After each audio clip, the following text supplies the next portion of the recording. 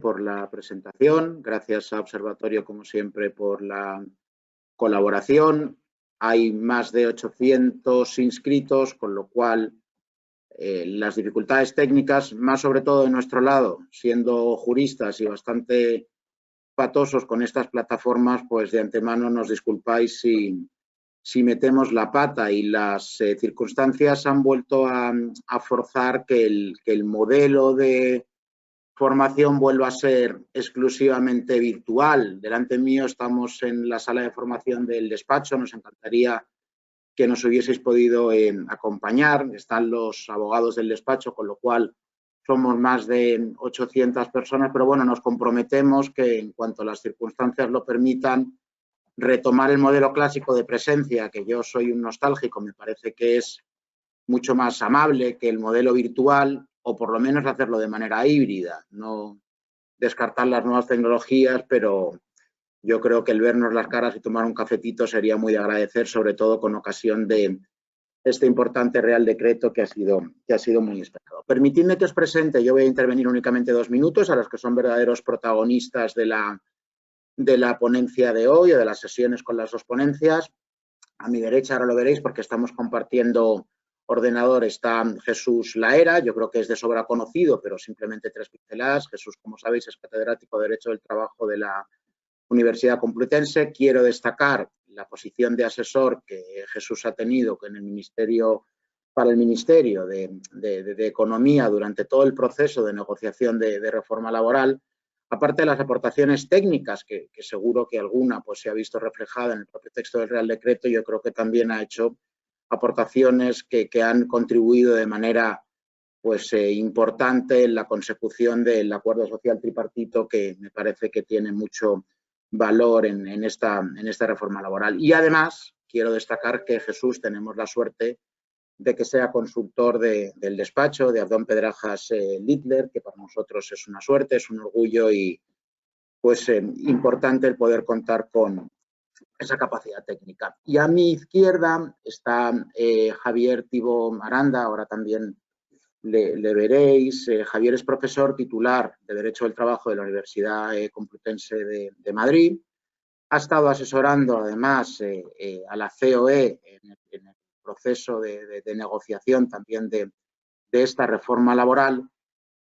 Y como sabéis, destaco la posición de exdirector general de empleo de Javier, donde tuvo un papel protagonista desde la administración en todo el proceso de la anterior reforma laboral, de la Ley 3/2012, y yo creo que pues es un tándem de lujo que nos va seguramente a ilustrar sobre las cuestiones meramente teóricas, pero también prácticas derivadas, porque ya hemos tenido distintas formaciones derivadas de los aspectos más controvertidos que puedan haber y de las consultas que tengáis. Ya se han mandado bastantes de reforma laboral.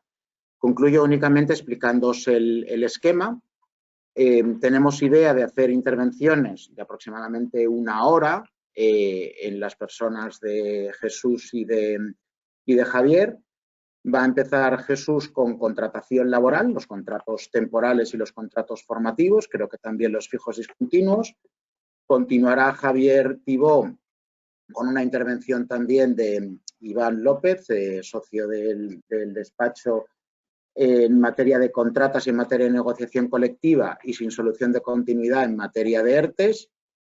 Y va a terminar Jesús explicándonos el mecanismo red, y luego pues Maite, como tú dispongas, tendremos un coloquio con las preguntas, un debate y las reflexiones críticas, las valoraciones que tengamos que hacer. Pues sin más, mil gracias. Reitero las gracias. Buenos días a los aquí presentes, abogados del despacho, y a los que están conectados online. El Decreto Ley 32/2001 es, como es conocido, es fruto de un acuerdo tripartito entre Gobierno de coalición, sindicatos y patronales, y tiene 4 objetivos: reducir la contratación temporal, ajustar algunos problemas salariales derivados de la reforma del 12, apostar por la formación de los trabajadores e intensificar la flexibilidad interna. Quizá el principal objetivo de la reforma es reducir la contratación temporal, que es la parte que a mí me corresponde, y ello fundamenta otras decisiones de la propia reforma, como mantener la regulación del despido de la reforma 12 y mantener prácticamente el 90% del contenido de la reforma del 12, en especial en todas las herramientas que han sido hasta ahora muy útiles de flexibilidad empresarial. Y la apuesta por reducir contratación temporal también va unida a un aumento de flexibilidad en modalidades, como ahora veremos, como el fijo discontinuo, en intensificar los mecanismos de reducción de jornada y suspensiones de contrato, que son muy adecuados en plantillas fijas, y va conectado con uno de los objetivos de la reforma, que es integrar en mayor medida que hasta ahora la formación de los trabajadores en la relación laboral. Se ve en perspectiva, y cierro esta introducción, un modelo laboral que bebe de las virtudes de las reformas anteriores, que introdujeron buenas dosis de flexibilidad en nuestro mercado laboral y que ahora además se confirman por consenso social, lo que es un valor, y en perspectiva se ve un modelo laboral con menos precariedad y menos competencia en costes, con una mayor relevancia de la formación y de la productividad de las empresas. Cerrada esa introducción, la materia que me corresponde a mí es la de los contratos, que es quizá la más relevante, como irán viendo, de toda la reforma. Los contratos temporales es una cuestión que se ha analizado mucho, triplicamos las medias europeas en todos los sectores y es un problema que se había detectado desde hace muchos años. Y estaba pendiente una reforma que afrontara la solución de este problema, como nos indican constantemente las instituciones europeas. Instituciones europeas que, como es conocido, están detrás de esta propia reforma. Los problemas de contratación temporal se habían detectado en una flexibilidad excesiva de estos contratos, un exceso de rotación de trabajadores y una poca contundencia en la lucha contra el fraude. Y esos tres elementos son los que se afrontan de manera consensuada entre empresarios y sindicatos con las reformas del artículo 15 y 16 del Estatuto de los Trabajadores, que por un lado cambian los contratos, por otro establecen nuevos límites al encadenamiento de contratos y medidas antirrotación y establecen finalmente un encarecimiento muy contundente de la lucha contra el fraude en la contratación temporal. En relación, y ya voy a aspectos prácticos de los cambios de contratos, la medida más relevante, como es conocido por todos, es la desaparición del contrato de obra o servicio con autonomía y sustantividad propia. Contrato que llevaba décadas en nuestro ordenamiento, provenía de los años 70 y que multiplicaba la temporalidad con duraciones además bastante elevadas, máximas de 3 o incluso 4 años por convenio colectivo. Este contrato, como también es conocido, había sido cuestionado por la última jurisprudencia, también por la jurisprudencia europea en los fijos de obra de la construcción, y eso allanó el camino a su desaparición. No es una medida baladí.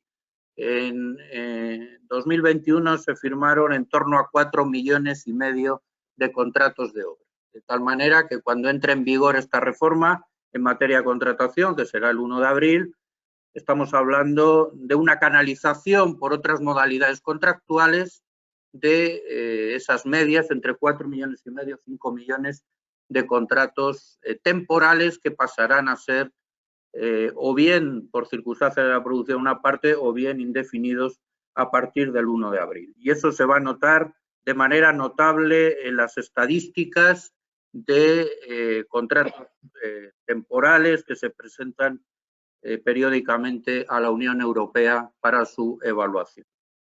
El objetivo de esta reforma, lo he dicho, es reducir la temporalidad y la única manera donde lo podremos observar es en las estadísticas que reflejan los datos reales de contratación.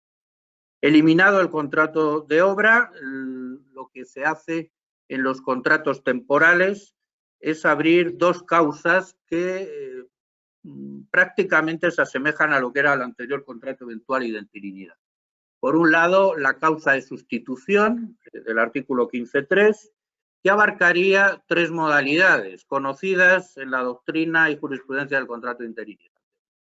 Por un lado, sustituciones de personas trabajadoras con derecho a reserva del puesto de trabajo. Ahí la novedad que se pueden hacer contratos de sustitución 15 días antes de la propia sustitución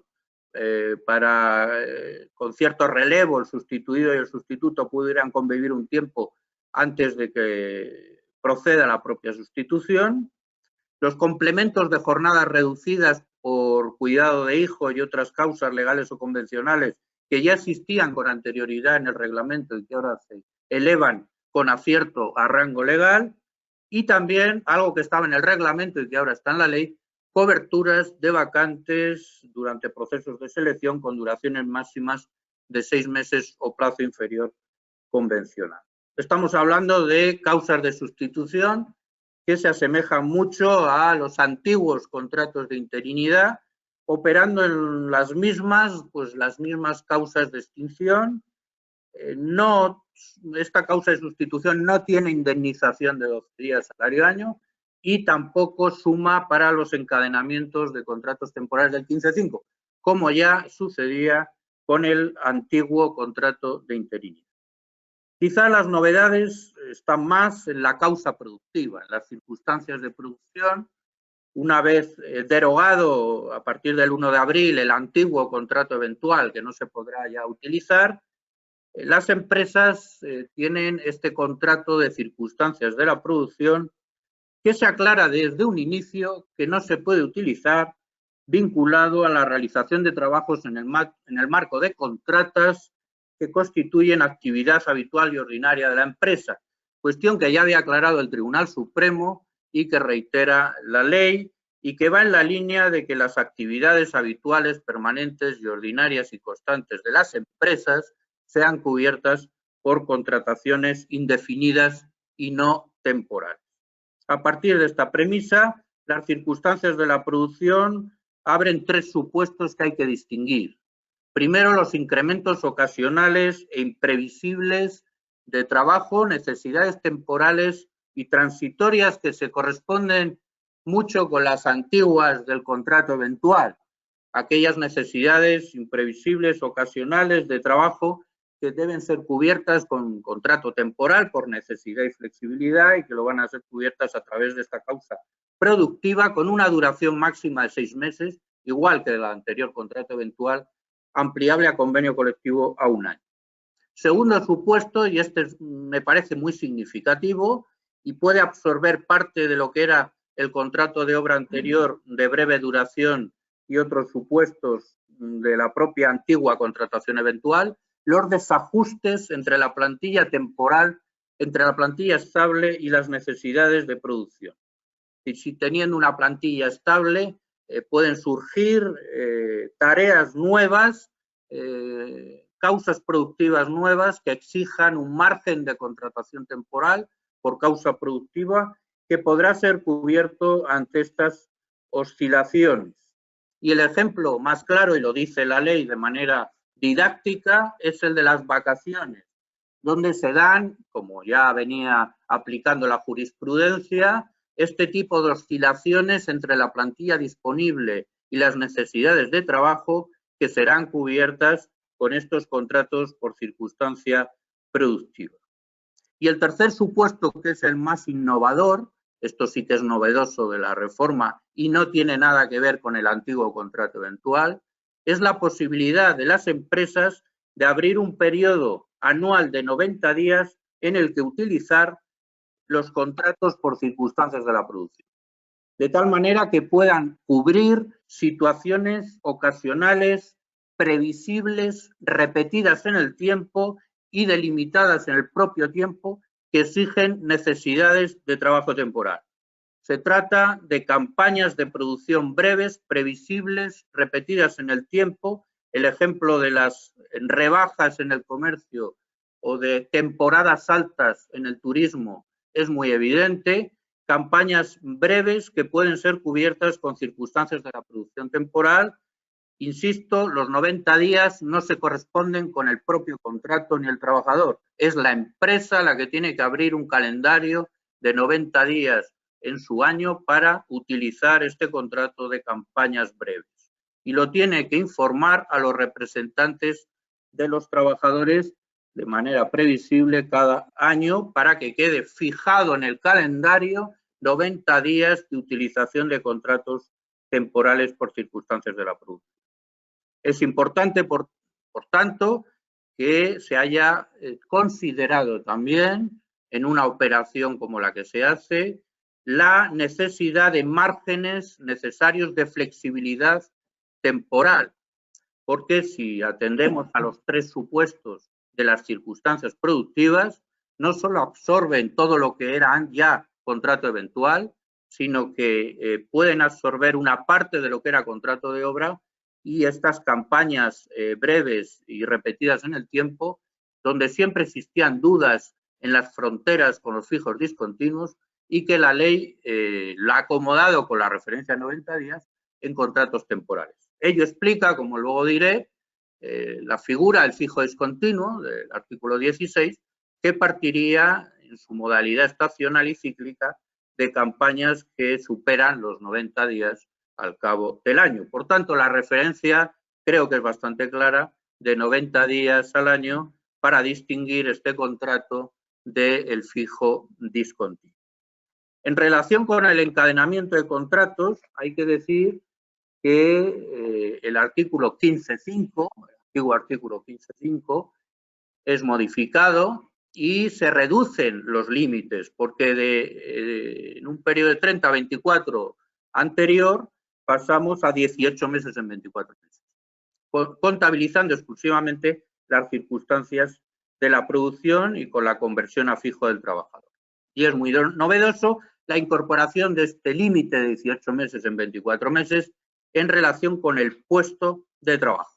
El mismo puesto de trabajo va a estar sujeto a un control del encadenamiento de contratos por circunstancias productivas con la referencia de 18 meses en 24 meses.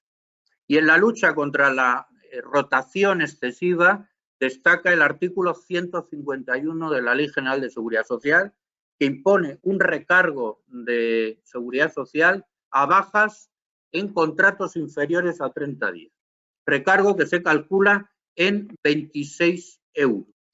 Por tanto, por cada baja en contratos inferiores a 30 días, habrá que pagar un recargo de 26 euros. Queda fuera el sector agrario, servicio doméstico, de este encarecimiento y penalización económica.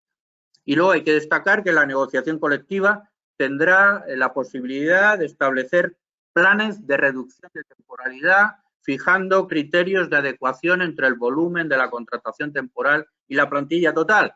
En el desarrollo de la reforma se había presentado una propuesta de límites cuantitativos por porcentaje de plantilla de temporalidad que se descartó y se delega a la negociación colectiva el establecimiento de este tipo de porcentajes máximos que habrá que atender en cada convenio colectivo sectorial, sobre todo, que seguramente incidirán en esta materia. Y finalmente, para cerrar el bloque de los contratos temporales, hay que subrayar que se aumenta el coste del fraude. Esto es muy importante porque para las empresas tendrán que valorar el beneficio-coste que les supone el fraude en la contratación temporal, porque los cambios son muy significativos. Y lo son de dos maneras. Primero, y parece una cuestión técnica, pero no lo es, se convierte al trabajador directamente en fijo, al trabajador temporal en fraude de ley, el artículo 15.1, y se rompe la antigua presunción de contratación temporal, salvo prueba en contrario, y se sustituye por una presunción de contratación indefinida. Esto parece una cuestión técnica y de abogados, pero tiene una enorme dimensión práctica, porque supone darle la vuelta al modelo.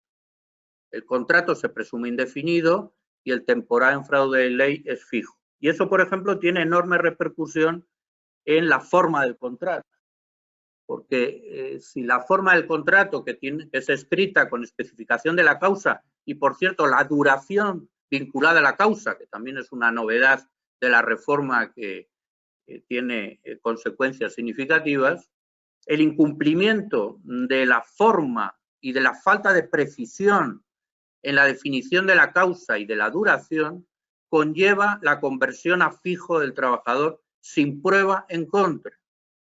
Y por tanto, el alcance del control del fraude por la vía de la sanción administrativa, como veremos, o por la vía de la reclamación judicial de los trabajadores, queda sustancialmente intensificado, porque no solamente hablamos de la falta de causa, estamos mencionando la exigencia legal de una forma que precise esa causa y su duración, que si es incumplida, convierta al trabajador a fijo con todas las consecuencias.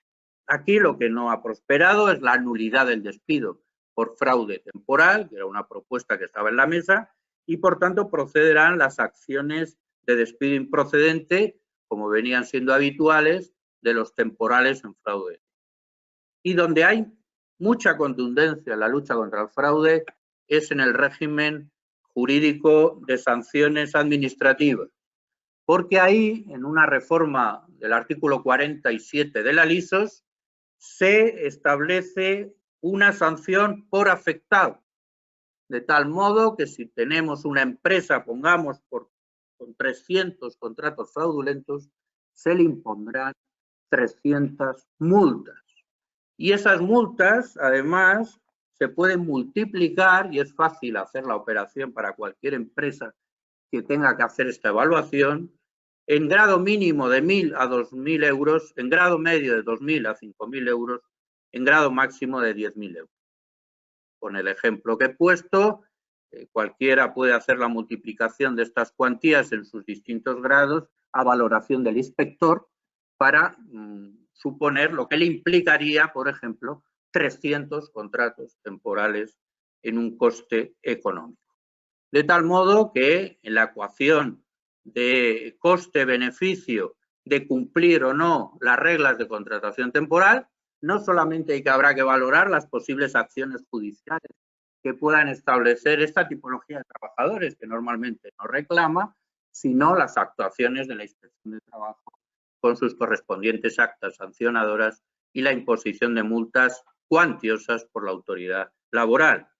Teniendo en cuenta, como están en jornadas como esta difundiendo los propios inspectores, que se van a poner en marcha algoritmos de control del fraude en la contratación temporal, cruzando los datos de seguridad social de altas y bajas a dos efectos: limitar la alta rotación existente hasta ahora, medida de penalización de seguridad social, donde ese sistema será muy efectivo, y a los efectos de controlar el fraude con sistemas digitales que tendrán como referencia la propia duración de los contratos, que son 6 meses máximo, 1 año por convenio, y eso se simplifica mucho porque hemos pasado de contratos que pudieran tener 3 o 4 años a contratos máximo 6 meses, 1 año. Por tanto, estamos hablando, y cierro este bloque y los otros le dedicaré menos tiempo,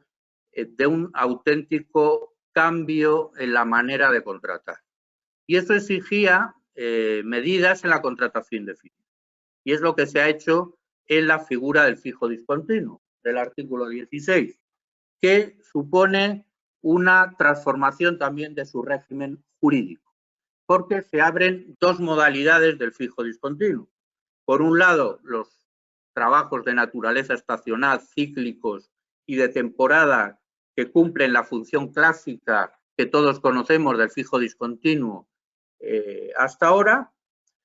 Eso hay que conectarlo con los contratos de circunstancia productiva con el calendario de 90 días, por tanto las empresas tendrán 90 días para temporalidad y el resto de ciclos estacionales y de temporada se reconducirá al fijo discontinuo. Tendrá que valorar, por tanto, la empresa si puede cubrir sus campañas con la contratación temporal o tiene que utilizar en su plantilla el fijo discontinuo.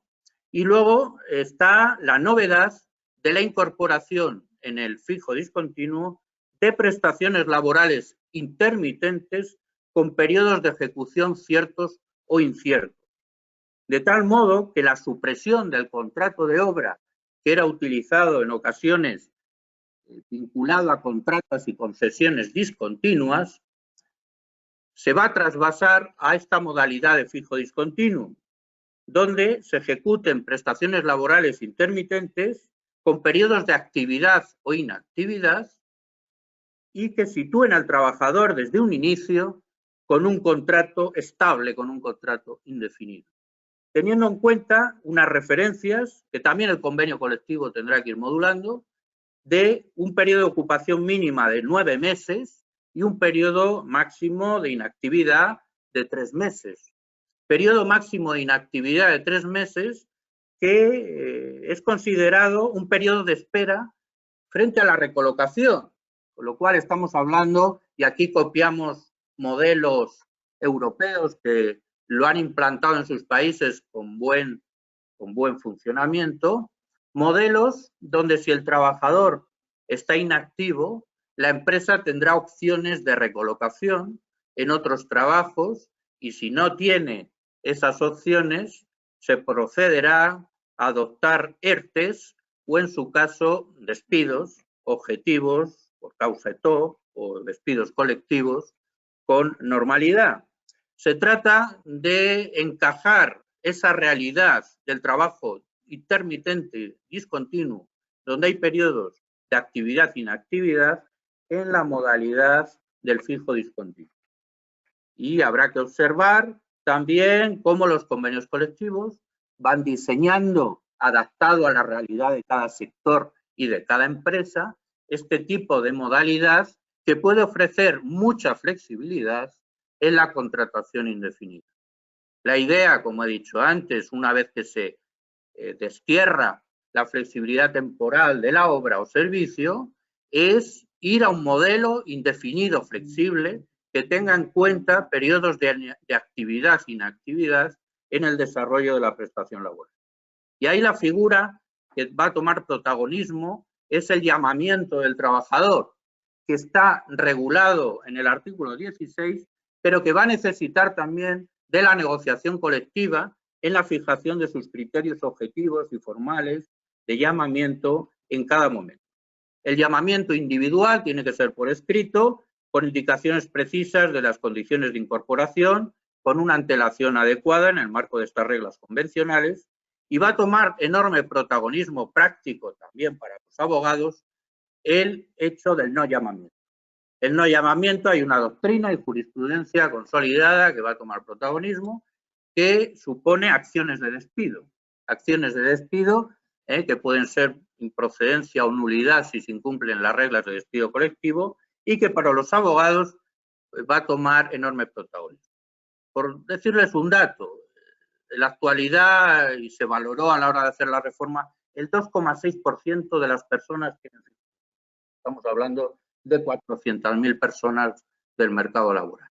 Las estimaciones en 2 años pueden ser en torno a 2,5 millones de fijos discontinuos, si se cumplen las previsiones de lo que va a ser la reforma en los próximos tiempos. Cuestión que para un abogado, pues por supuesto, interesa, ¿no? Porque los problemas de 400.000 personas no son los mismos que los problemas jurídicos de 2,5 millones de personas, como se estima que va a haber en España a través de modalidades fijas discontinuas, que no deja de ser una modalidad indefinida flexible. Estamos hablando de fijos discontinuos e indefinidos flexibles. El tema del cómputo de la antigüedad, que ha ocupado, veo los medios, cierto exceso de preocupación. Hay que decir que la antigüedad ya la jurisprudencia venía diciendo, y además por jurisprudencia europea, que era todo el tiempo de activo e inactivo, el fijo discontinuo. Pero también la propia jurisprudencia dice que el despido se mide por las indemnizaciones por el tiempo efectivo de servicios. De tal manera que ahí no cambia absolutamente nada, ni hay encarecimiento de costes del fijo discontinuo, como he observado que se dice por ahí en algunos medios, y no tiene ningún tipo de, no responde a la realidad. Muy importante también la incorporación de los fijos discontinuos en las empresas de trabajo temporal. Por esta vía, las ETTs van a poder tener también trabajadores que tengan periodos de actividad e inactividad y que se les pueda poner a disposición en empresas usuarias cuando existan causas del artículo 15. Y eso va a estabilizar parte de las plantillas de las empresas de trabajo temporal, de tal modo que fijos discontinuos van a gestionar trabajos temporales. Y finalmente, ya para concluir este bloque, aunque es una materia sectorial específica, hay que destacar la creación, por pacto además de los propios actores sociales en ese sector, de un indefinido flexible en la construcción. La derogación del contrato de obra afectaba de lleno a las constructoras y este sector, donde hay mucha implantación patronal y sindical, como es conocido, han acordado y se ha trasladado a la norma jurídica en el BOE una figura que es el indefinido adscrito a la persona del trabajador vinculado a una obra, que se asemeja un poco al antiguo fijo de obra, pero que constará como contratos indefinidos, no ya temporales, adscritos a obras con mecanismos flexibles en caso de finalización de la obra, donde hay una propuesta de recolocación de la constructora, el trabajador puede aceptar o rechazar. Si lo rechaza, se extinguirá el contrato. Si lo aceptará, continuará el contrato indefinido. Y en caso de que no haya obra en la misma provincia, se procede a una automatización del despido, que además es inherente a la persona del trabajador y con una indemnización pactada entre estos agentes sociales de la construcción del 7% sobre conceptos salariales. Finalmente acabaré, ya en el turno, en el tiempo que corresponde, y para pasar a otras materias de la reforma, a los contratos formativos del artículo 11. Bueno, aquí predomina el objetivo también del reformador de potenciar la formación de los trabajadores y dar continuidad al modelo de formación dual que impulsó la reforma del 12 y que ahora es fortalecido e intensificado. Se sustituyen los antiguos contratos en prácticas y para la formación por un contrato con dos modalidades que se asemejan mucho, la alternancia para la formación y la alternancia para la práctica profesional. En relación con la alternancia para la formación, hay que destacar que se elimina el límite de edad en titulaciones de formación profesional y universidad y solo en determinados certificados de profesionales se establecen 30 años, de tal manera que se abre el espacio del contrato en alternancia para la formación a muchas más personas que antes. Y se vincula la duración con el ciclo formativo. En el mínimo 3 meses y máximo 2 años, la duración pactada tiene que responder a cada programa formativo, lo cual era una exigencia necesaria de implantar en la ley. No tenía sentido hacer contratos para la formación desvinculados de la duración de los cursos que hacía el trabajador. Y se incorporan además microacreditaciones, es decir, cursos breves de 3 meses, 4 meses, 5 meses, que pueden hacer que muchos trabajadores con este contrato adquieran certificados de profesionalidad en ese tiempo limitado. La retribución se mantiene inferior al 60%, 75% segundo año y unos tiempos de formación teórica mínima también son mantenidos. Y ya para acabar, la práctica profesional. El antiguo contrato en prácticas, ahora llamado alternancia en práctica profesional. Hay que destacar como novedad que se pasa de 3 años desde la obtención del título para firmar este contrato, que siguen siendo los mismos títulos de FP, universidad o certificados profesionales y que la duración pasa mínima 6 meses, máxima 1 año, por tanto se reduce de 2 años a 1 año. Se estima que era excesivo 2 años en prácticas y por tanto se reduce a 1 año, que es un tiempo suficiente para que un joven pues pueda adquirir esa práctica profesional en una empresa. Y lo que sí que es novedoso es que hay que incorporar en el contrato un plan formativo con una designación de tutor, en su caso con cursos teóricos y con una correspondencia entre el título y el puesto de trabajo. Y también es novedoso que se suprimen las retribuciones inferiores. Por tanto, la retribución del trabajador en prácticas será la misma siempre que lo establezca el convenio colectivo o, en su caso, inferior al salario mínimo interprofesional en proporción al tiempo de trabajo efectivo. Es importante aquí que si la empresa invierte en formación en ese joven, pagará menos salario en el contrato, porque es en proporción al tiempo de trabajo efectivo. En definitiva, lo que hace esta reforma, y ya concluyo mi materia, es intentar reducir la temporalidad laboral que triplica la media europea y apostar claramente por la flexibilidad empresarial en la gestión de plantillas fijas y por la formación de los trabajadores, que va a ser un elemento esencial en nuestro futuro y en nuestro mercado de trabajo en las economías en las que nos desenvolvemos. Muchas gracias por la atención y paso la palabra a Javier Tibo. Gracias, Jesús. Continuamos con la sesión. Ahora vamos a hablar de contratas y subcontratas y negociación colectiva. Le paso la palabra a Iván López, que va a hacer una intervención valorativa breve, mínima, del Real Decreto y presentar a su vez a Javier, que es quien tiene el protagonismo de esta parte.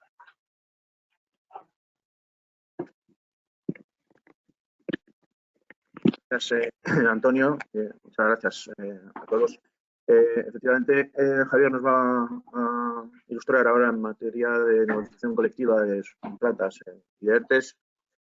Seguramente, desde la perspectiva en la que lo veamos, podremos concluir para algunos con un respiro de alivio respecto de lo que inicialmente parecía que iba a ser una modificación en estas materias, y desde otra perspectiva para otros, pues seguramente con un punto de decepción respecto del alcance que se produce en esta materia, ¿no? En negociación colectiva y en subcontratas.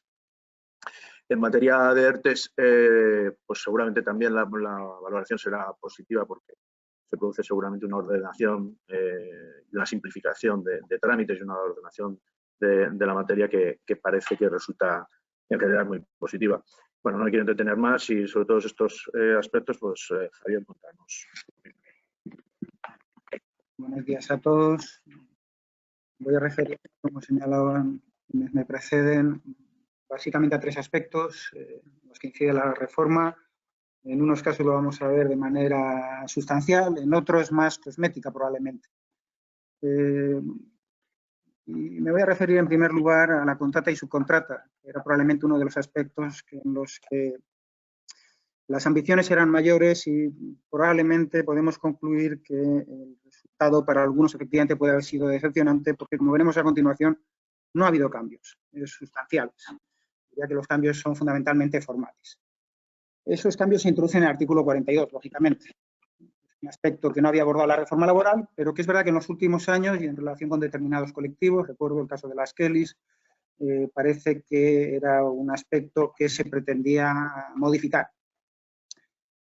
Pues bien, en relación con el artículo 42, los cambios son dos. Uno, estrictamente formal, es que básicamente se adapta el precepto al lenguaje inclusivo. Se sustituye el término empresario por empresa y se habla de personas trabajadoras, en línea con lo que se ha hecho en anteriores modificaciones legales relativamente recientes. Y el segundo aspecto novedoso, este sí que podíamos pensar que más interesante, es que se ha tratado de clarificar cuál es el convenio colectivo aplicable en la empresa contratista o subcontratista. Pensando en un tipo de empresa que de un tiempo a esta parte pues estaba de relativa actualidad, que son las denominadas empresas de multiservicios. Pues el legislador parece que lo que pretende con esta modificación es determinar cuál es el convenio que se aplica en las empresas de multiservicios.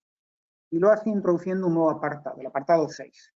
Un apartado 6 que, antes de ver cuál es en concreto su contenido, me conviene reseñar, y lo digo porque aquí también la doctrina ya ha manifestado algunas discrepancias, que a mi juicio se aplica en todos los casos de contrato y subcontrato. El apartado 6 no se aplica exclusivamente cuando se trata de una contrata o subcontrata correspondiente a la propia actividad, sino que va a operar en cualquier supuesto de contrata o subcontrata. ¿Por qué? Básicamente por dos razones. Creo, primero, porque es el apartado 6, es decir, entre el apartado 3 y los siguientes, donde creo que las previsiones normativas no se limitan a la propia actividad. El apartado 6 no habla de propia actividad, el título del artículo 42 no habla de propia actividad y los únicos apartados que hablan de propia actividad son los apartados 1 y 2. En segundo lugar, yo creo que abunda en esa interpretación la disposición adicional 27ª del Estatuto, la nueva disposición adicional 27ª del Estatuto de los Trabajadores.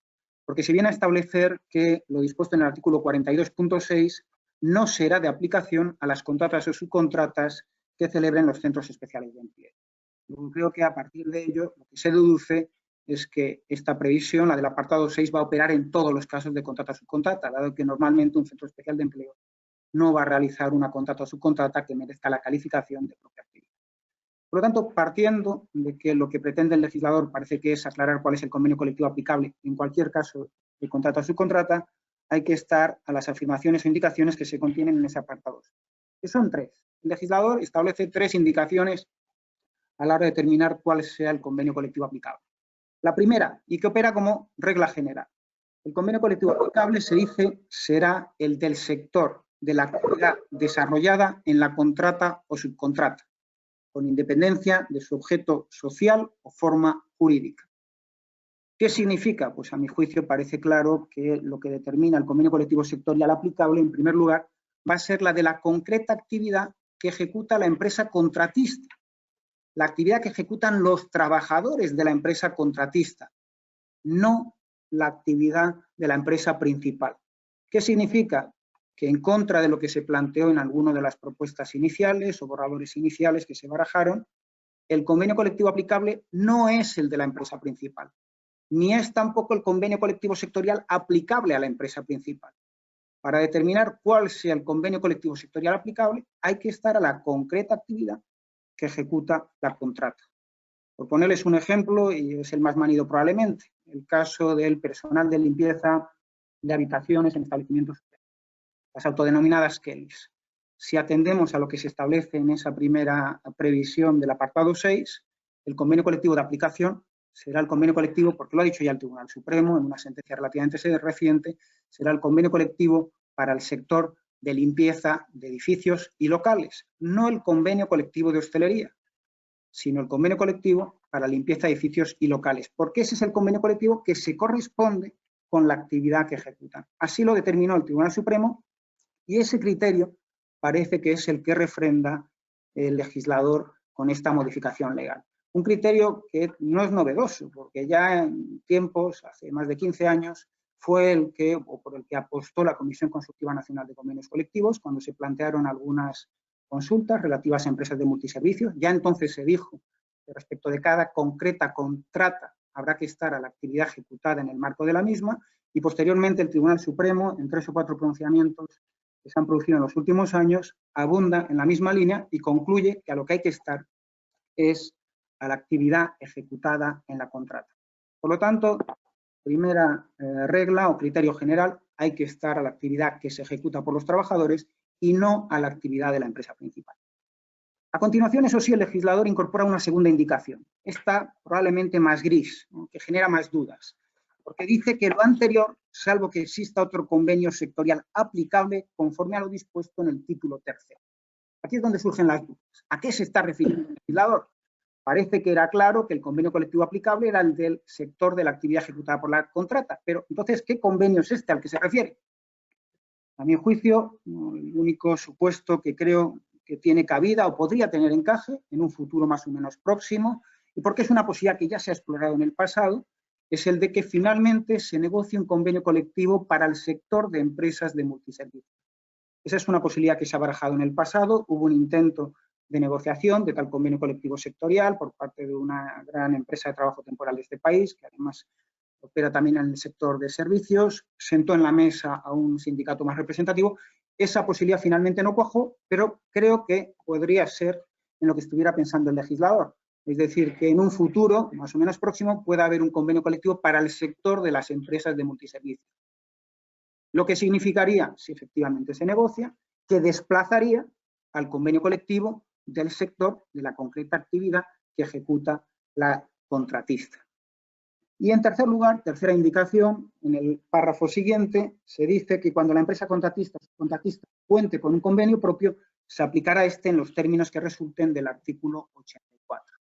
Aquí el legislador lo que está contemplando es la posibilidad de que tenga esa empresa contratista un convenio propio, un convenio de empresa.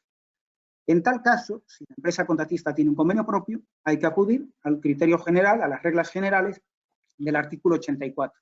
Aquí es importante reseñar que en algunas de las versiones anteriores o de los borradores que se han manejado a efectos de esta reforma, la remisión no era al artículo 84 en general, sino al apartado segundo del artículo 84. Sin embargo, en la versión que finalmente ha sido acordada y que el Gobierno ha incorporado a ese Real Decreto Ley, la remisión se hace en general al artículo 84. ¿Qué significa? Pues lo veremos a continuación, que llegado el caso puede ser esa empresa contratista tenga un convenio de empresa y prevalezca el régimen salarial establecido en el convenio de empresa frente al convenio sectorial. ¿Por qué? Lo veremos a continuación por aplicación de las reglas generales contenidas en el artículo 84. En conclusión, yo creo que los cambios son más formales que sustanciales o de contenido, básicamente porque el legislador lo que ha venido a hacer es a refrendar lo que era ya una doctrina, una jurisprudencia del Tribunal Supremo. Y sobre todo porque además no se han revisado otros aspectos que en un momento dado se barajó que podrían también modificarse, como la extensión del régimen de responsabilidad de la empresa principal en los casos de contrata o subcontrata no correspondiente a la propia actividad.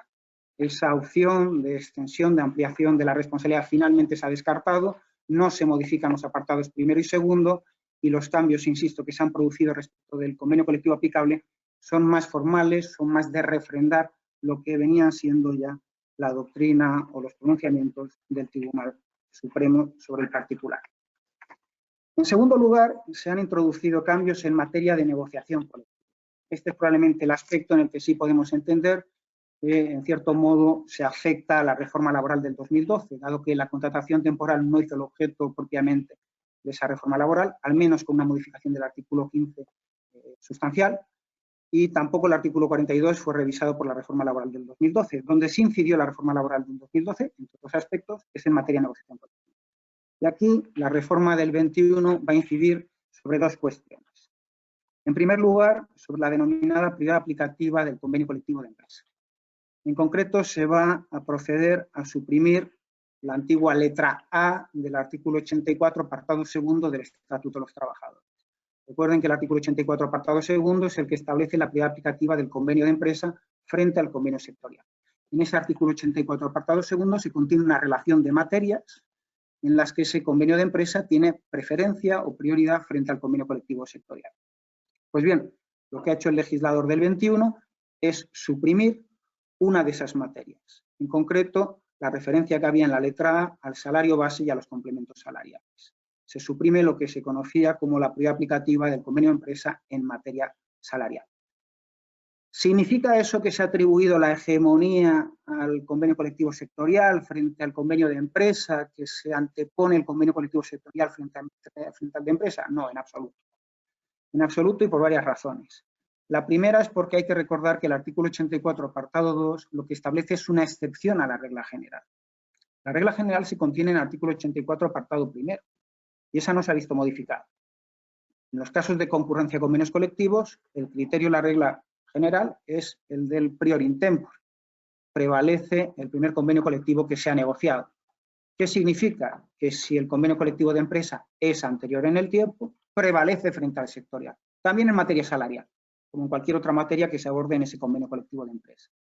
Eso, insisto, cuando ese convenio colectivo de empresa sea anterior al sectorial. Ello, eso sí, hay que advertirlo, salvo que se haya establecido una regla distinta a prior in tempore a través de un acuerdo o convenio colectivo sectorial, estatal o de comunidad autónoma en virtud de lo establecido en el artículo 83, apartado 2 del Estatuto de los Trabajadores. Porque es verdad que ese convenio o ese acuerdo estatal o de comunidad autónoma puede excepcionar la regla del prior in tempore y articular la negociación colectiva a través de otras reglas o principios.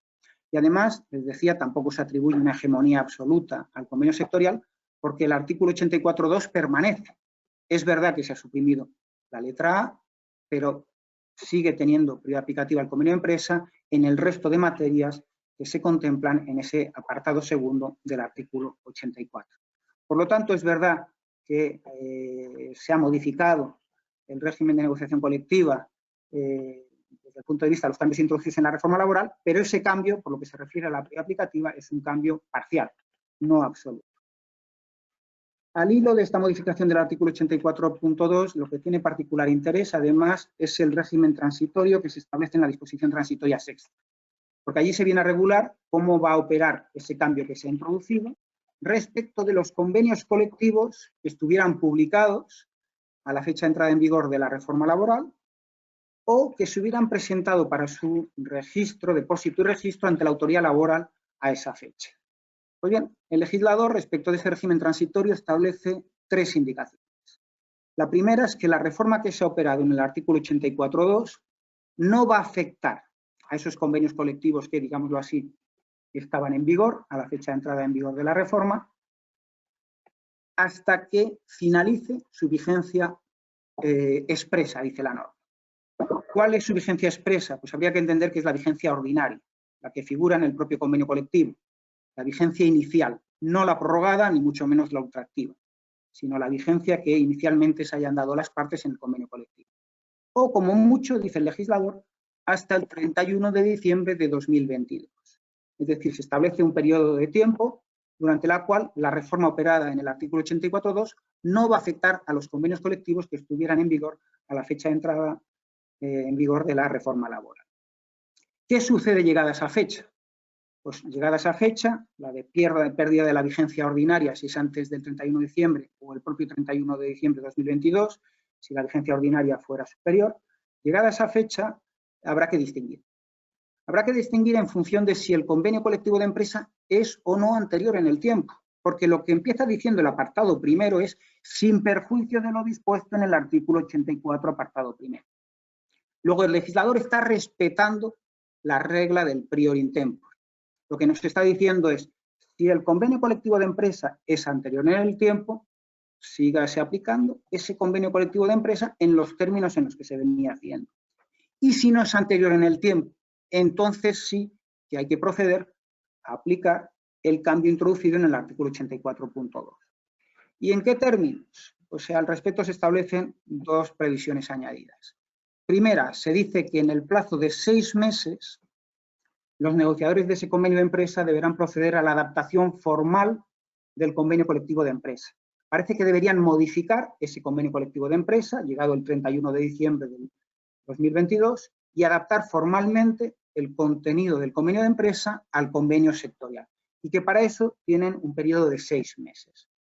Y una segunda previsión, y esta sí a lo mejor de mayor enjundia, y es que el legislador en el apartado segundo ha venido a establecer que como consecuencia de esa modificación operada en el artículo 84.2 no se podrá derivar, no podrá tener como consecuencia la compensación, absorción o supresión de una condición más beneficiosa o de un derecho del que viniera disfrutando el trabajador.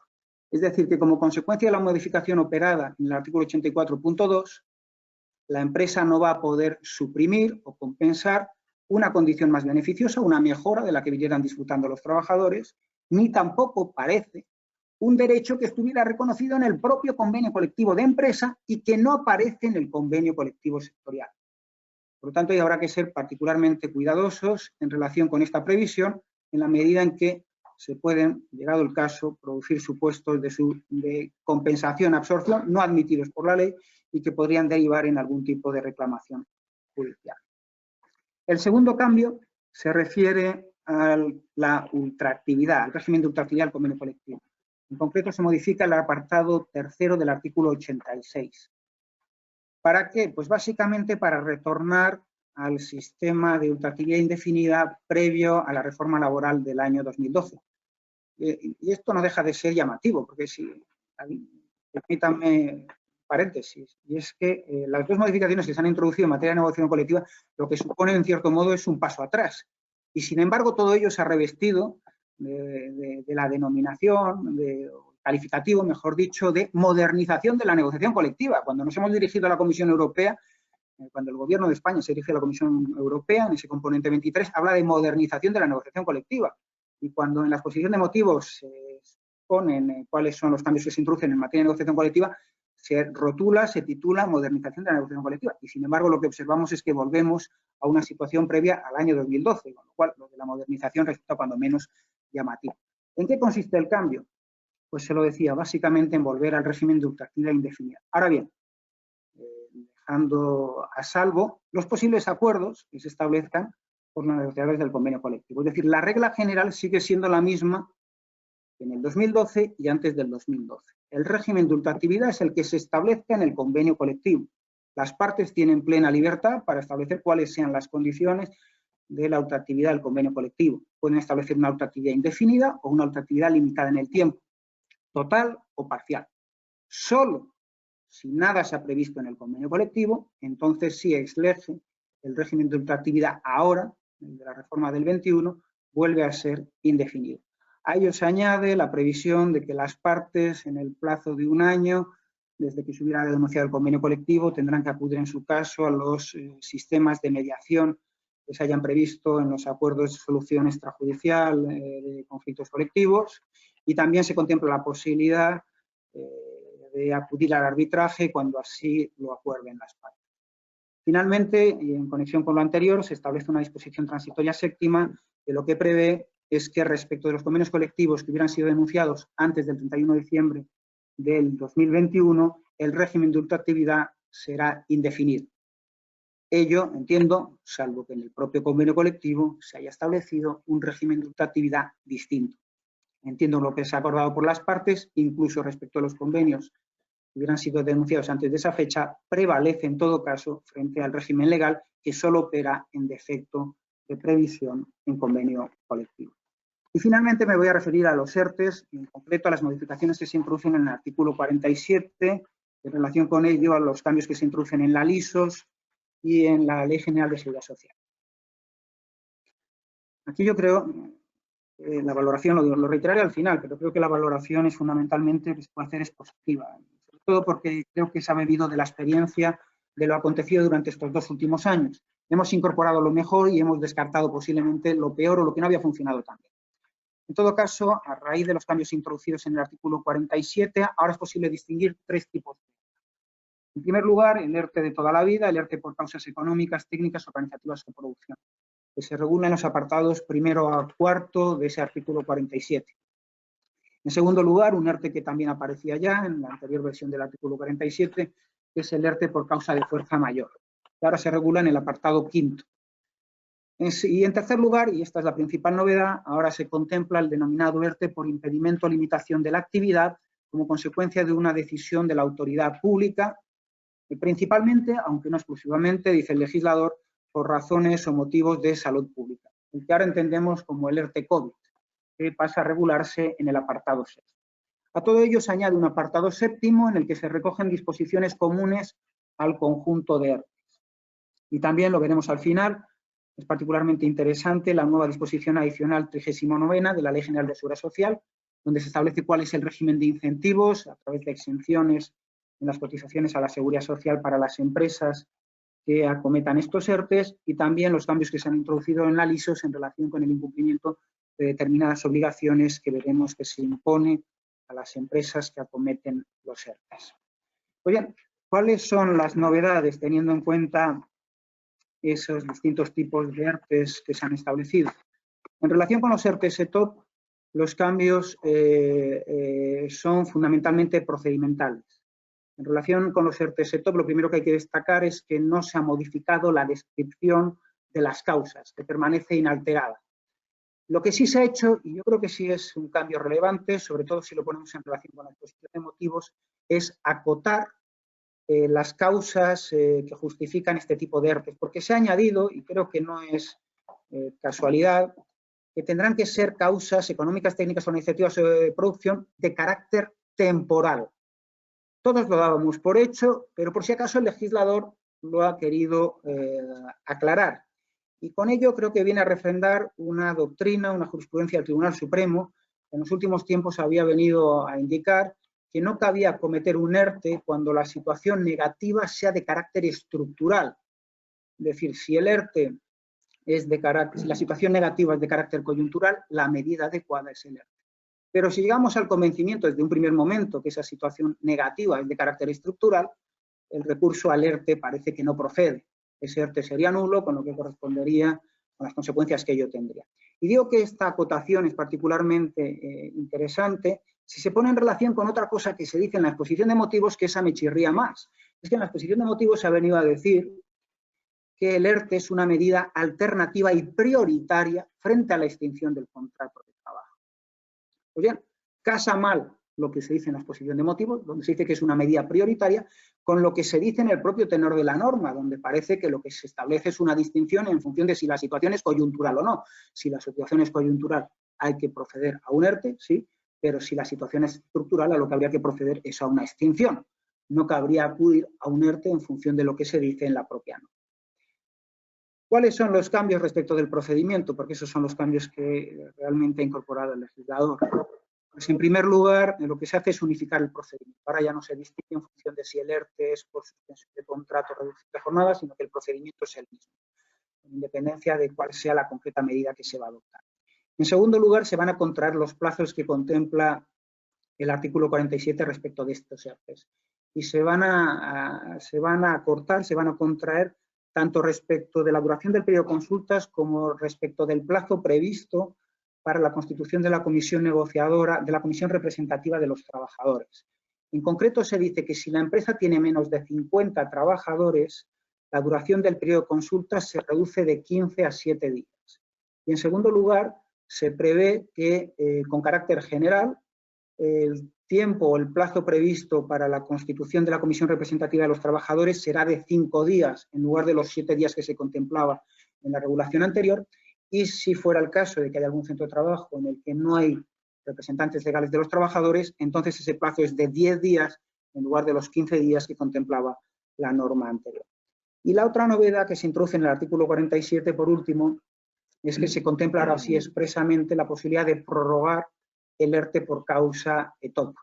Eso sí, la decisión de la empresa de prórroga se somete a la exigencia de un periodo de consulta previa con los representantes de los trabajadores, y eso sí, ese periodo de consultas va a tener una duración abreviada, puesto que se establece que será como máximo de 5 días. En segundo lugar, les decía, se contempla el ERTE por causa de fuerza mayor, que ya aparecía en el artículo 47. Aquí, ¿cuál es la novedad? Pues básicamente que ahora el legislador sí regula, aunque sea de manera somera, el procedimiento. No se limita a remitirse al artículo 51, apartado 7, sino que establece los elementos básicos de ese procedimiento. Básicamente, ¿para qué? Pues en primer lugar se señala que el procedimiento se iniciará mediante una solicitud de la empresa dirigida a la autoridad laboral y paralela comunicación a los representantes de los trabajadores. Se reitera que es la autoridad laboral quien va a constatar la fuerza mayor.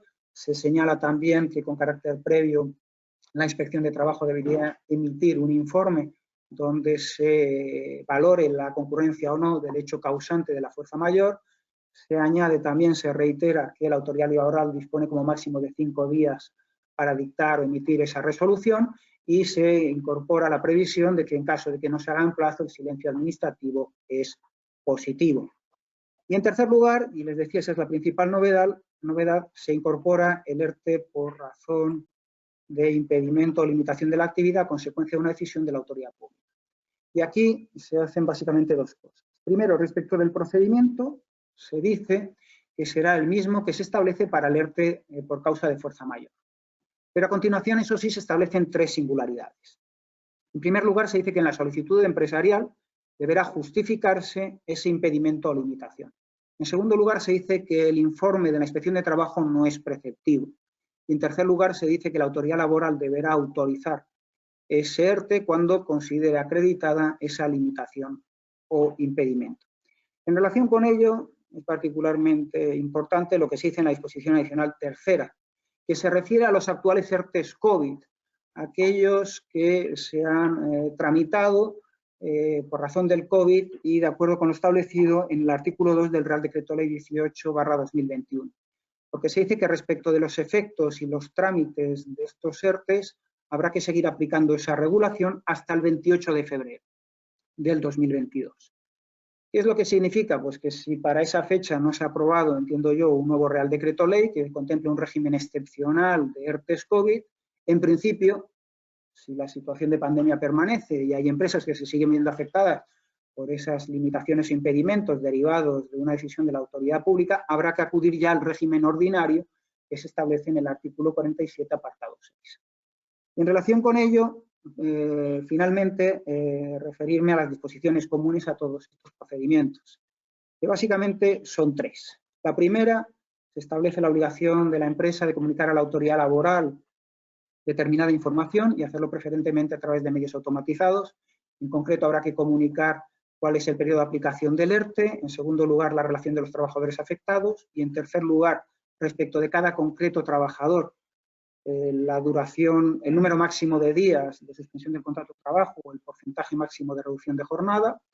En segundo lugar, se contempla la posibilidad de afectar o desafectar a trabajadores durante el periodo de aplicación del ERTE, si se produjeran alteraciones que justifican tales cambios. Y eso sí, se dice que se tendrá que hacer previa comunicación a la representación de los trabajadores, al Servicio Público de Empleo y a la Tesorería General de la Seguridad Social.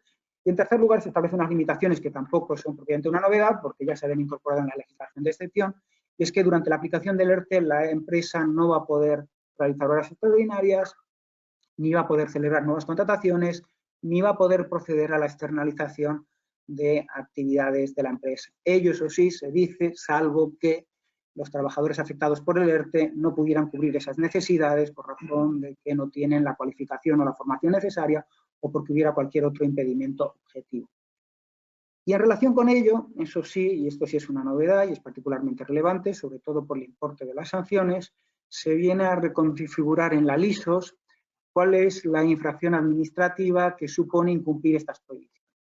En concreto, se considera infracción administrativa grave realizar esas contrataciones durante el periodo de aplicación del ERTE. El incumplimiento de esa prohibición de realizar contrataciones constituye una infracción administrativa grave sancionable con una multa de entre 1.000 y 10.000 euros y además se añade, se considerará una infracción por cada contratación, de modo similar a lo que ha sucedido con el régimen de sancionado en relación con el fraude en la contratación temporal. En relación con la prohibición de proceder a externalización de actividades, se configura como una infracción administrativa muy grave y la sanción puede llegar a los 225.000 euros, con lo cual hablamos ya de un régimen sancionador de cierta entidad.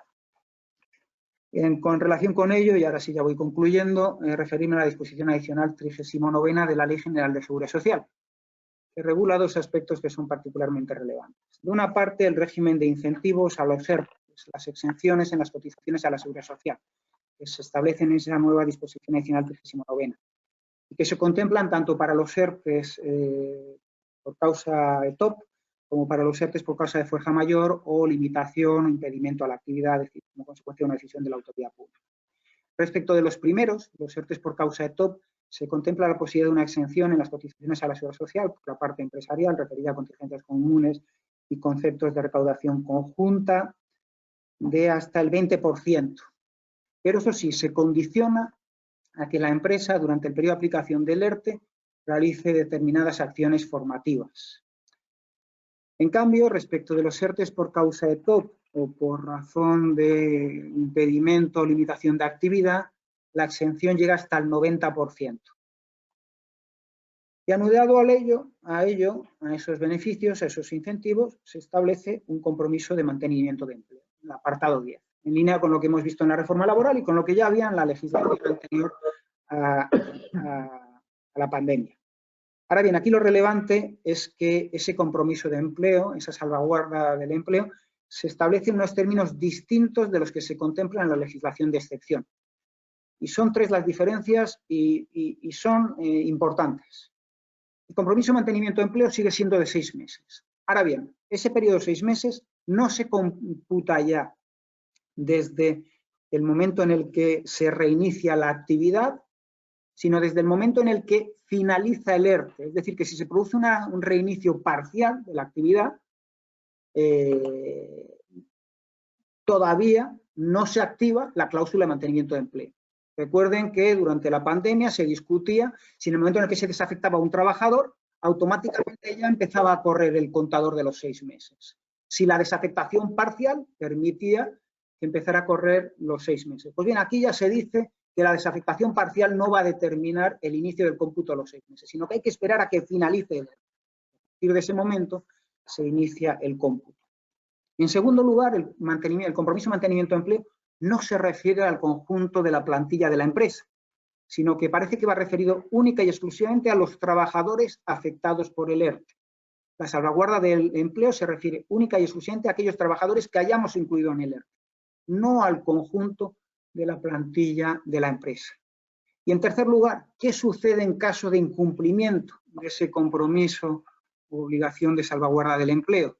Pues en ese caso existe una obligación de reingreso, de retorno, de las exenciones de que se hubiera beneficiado la empresa, pero no del conjunto de trabajadores afectados por el ERTE, sino respecto de las cotizaciones de las que se ha beneficiado la empresa por el concreto trabajador respecto del cual se haya incumplido esa obligación de mantenimiento de empleo.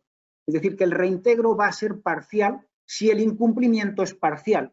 No existe, como parece que era el caso durante la legislación o en aplicación de la legislación de excepción, un reintegro total en caso de incumplimiento parcial, sino que si el incumplimiento se refiere únicamente a un trabajador, son las cotizaciones de las que se ha exonerado esa empresa las que habrá en su caso de retornar a la Seguridad Social con los correspondientes intereses. Y con ello básicamente concluyo y le cedo nuevamente la palabra a Jesús Ladera para que concluya refiriéndose al nuevo mecanismo. Muchas gracias.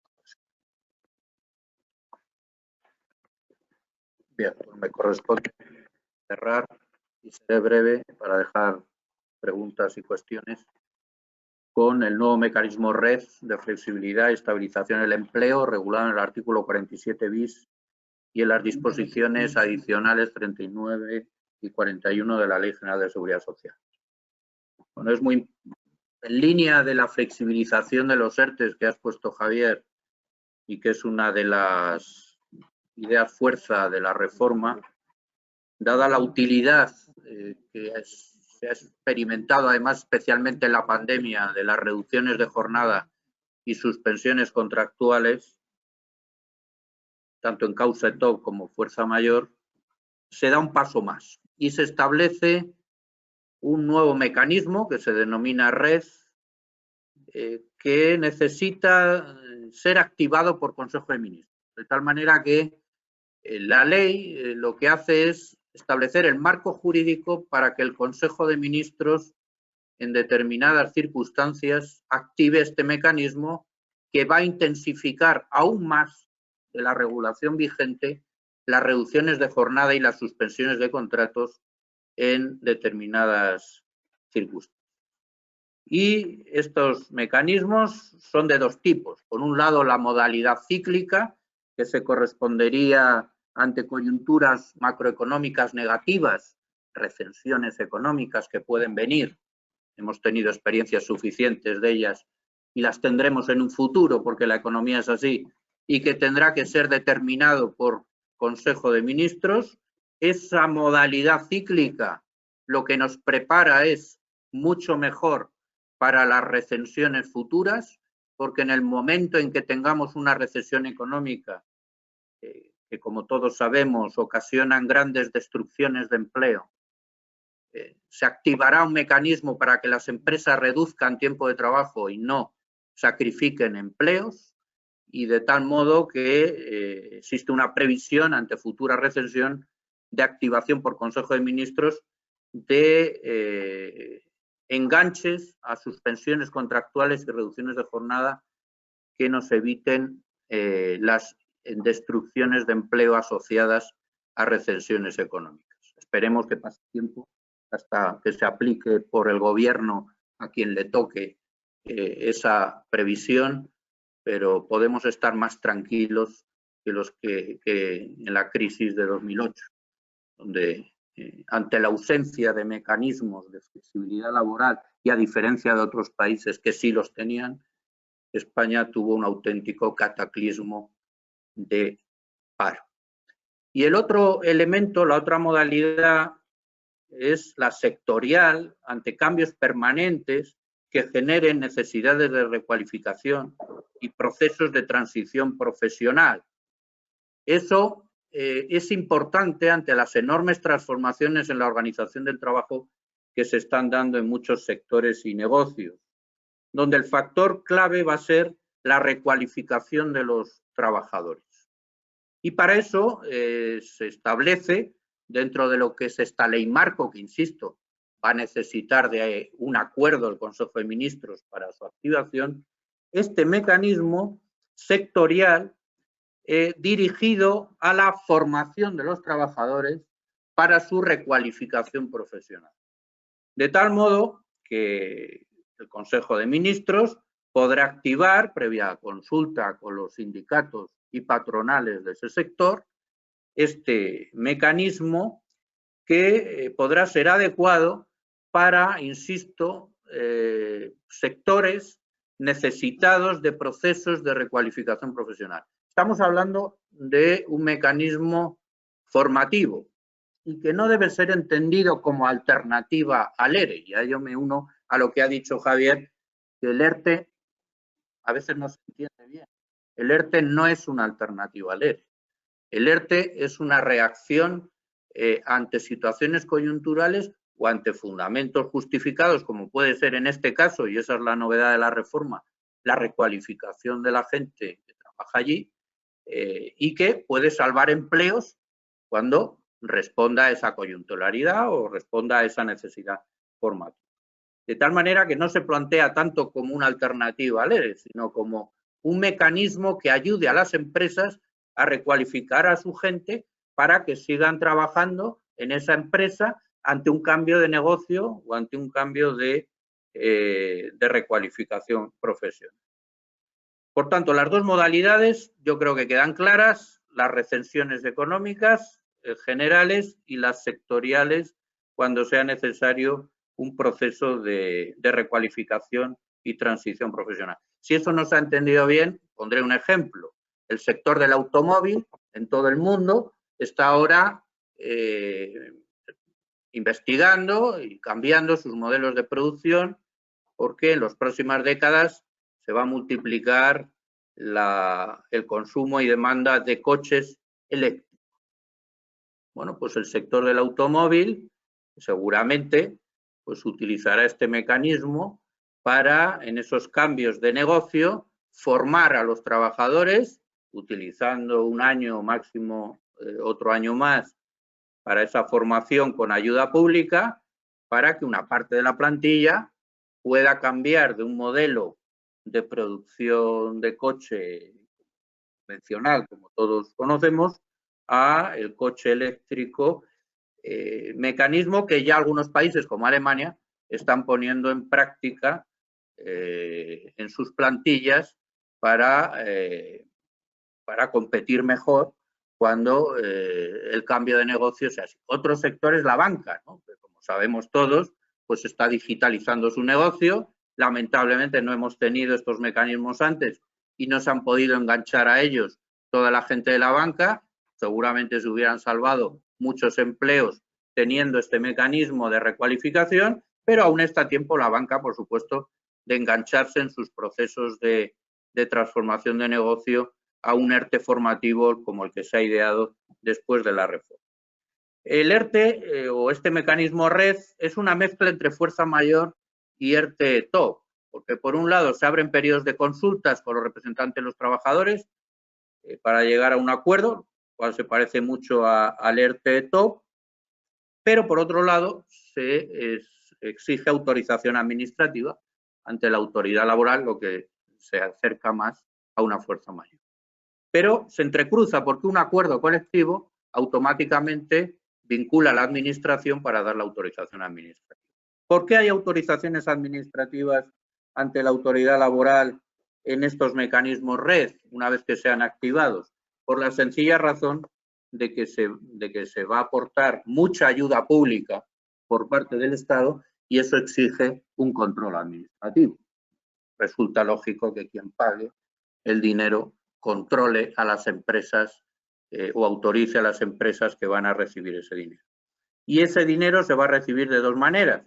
Por un lado, a través de las exenciones de seguridad social, la disposición adicional 39 establece programas que serán luego abiertos y especificados por los propios acuerdos de gobierno de exenciones de seguridad social a las empresas que se enganchen a estos mecanismos cíclicos o sectoriales y por otro lado la formación. Hay unas ayudas públicas muy intensas vinculadas a las acciones formativas de los trabajadores en el marco del diseño legal. Y luego hay que destacar finalmente que hay una protección específica. Hay una nueva prestación social, que no es la del desempleo, para los trabajadores afectados por mecanismo RED, que tiene las reglas similares de protección social reforzada de los ERTES COVID-19.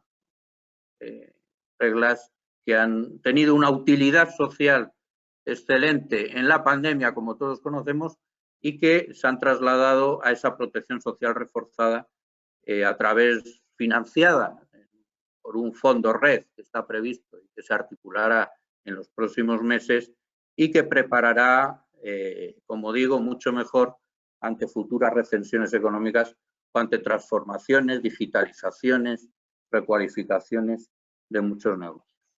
Bueno, el mecanismo RED, por tanto, no tiene una aplicación inmediata, que necesita el acuerdo del Consejo de Ministros, pero hay que conocerlo, sobre todo desde la perspectiva de los abogados que tienen que ir ya actualizando las novedades, porque en un momento dado pues, se puede activar y ahí se aplican las reglas comunes de los ERTES de top que ha explicado Javier. Me remito a lo que él ha dicho. Ya para concluir, lo he dicho al principio, a una reforma, y esta es consensuada, tripartita además entre gobiernos, sindicatos y patronales, esperemos que sea aprobada en el Parlamento. Si no se aprueba en el Parlamento, pues habremos pasado un buen rato aquí, pero no tendrá ninguna utilidad lo que hemos dicho. Entiendo que la capacidad de autodestrucción de un país no es tan grande como para que esto no salga en el Parlamento. Bueno, estaremos atentos a la votación que dentro de 2 semanas hace el Parlamento de este decreto ley.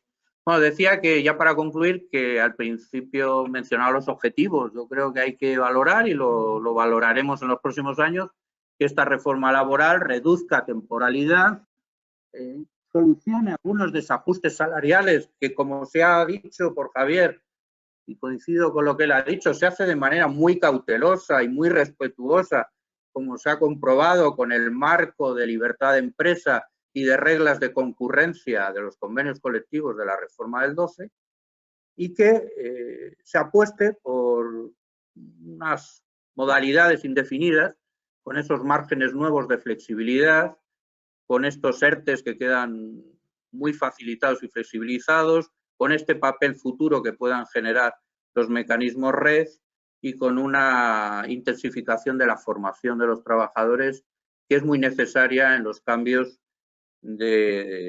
actuales, ¿no? de los modelos de negocio.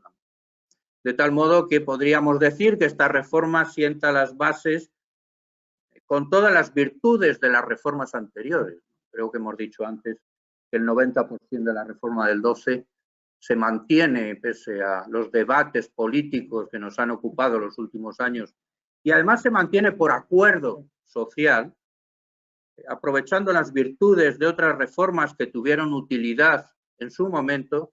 Se mira al futuro, y el futuro es el siglo XXI, las economías del siglo XXI, con estos mimbres. Es de esperar que los objetivos consensuados respondan a la realidad, se evaluará en su momento, y a quien le toque en su momento, pues tendrá que hacer otra reforma laboral si no se han conseguido.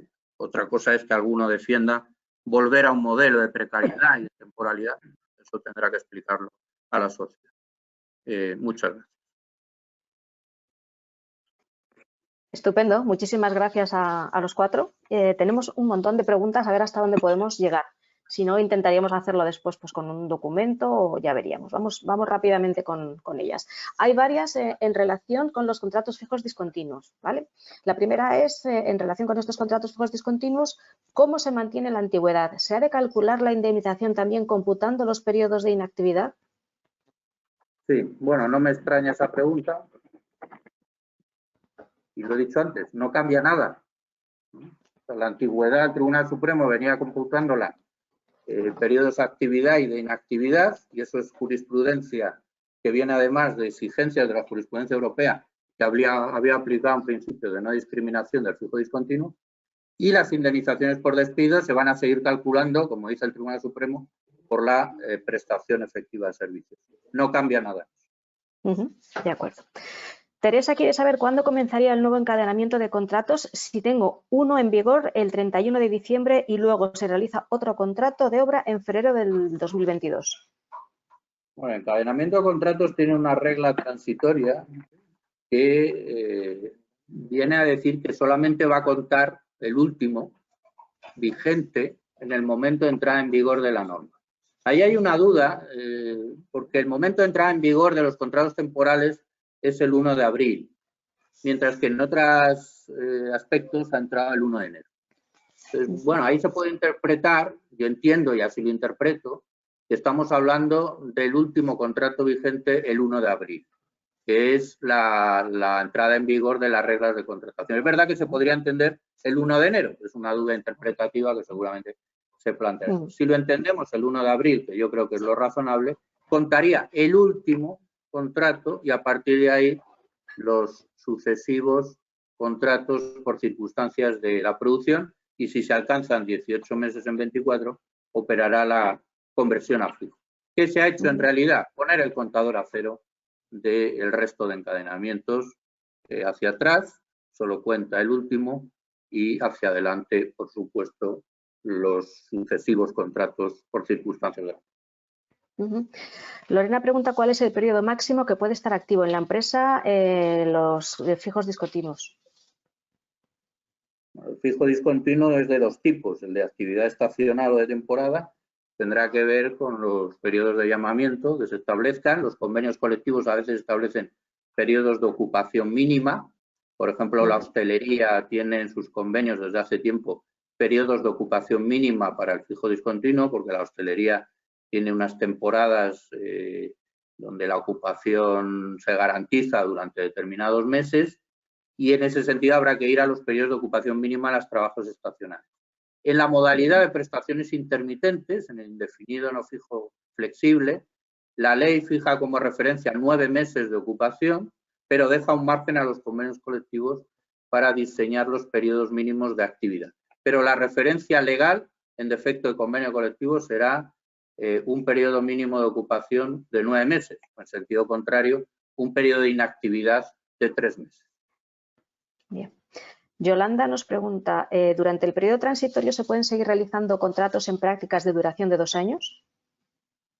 No, durante el periodo transitorio se dan 3 meses hasta el 1 de abril y solamente se pueden firmar contratos antiguos, también en prácticas, con duración máxima 6 meses. Laura, ¿los contratos de interinidad computan en la concatenación de los 18 meses? No, y no hay contratos de interinidad ya. Hay contratos de sustitución. Lola nos dice, los centros especiales de empleo no tienen que aplicar el convenio de la empresa contratante, sino el de la actividad que realice ella misma o su propio convenio de centro especial de empleo. Si es un centro especial de empleo, de acuerdo con la transitoria, lo que tiene que aplicar es su propio convenio, el convenio de centros especiales de empleo, o en su caso el convenio de empresa si tuviera un convenio de empresa también. No el de la actividad que realiza en el marco de la contrata. Si están, no sé, si por ejemplo la actividad que realiza ese centro de empresa, ese centro de empleo es de lavandería, pues lo que tiene que aplicar es el propio convenio de centros especiales de empleo. O el convenio de empresa si dispone de él y es anterior en el tiempo o en aquellas materias en las que ese convenio de empresa tendría que aplicar. Pero no el de la actividad ejecutada en la contrata. Es una excepción a la regla general, precisamente el de De acuerdo.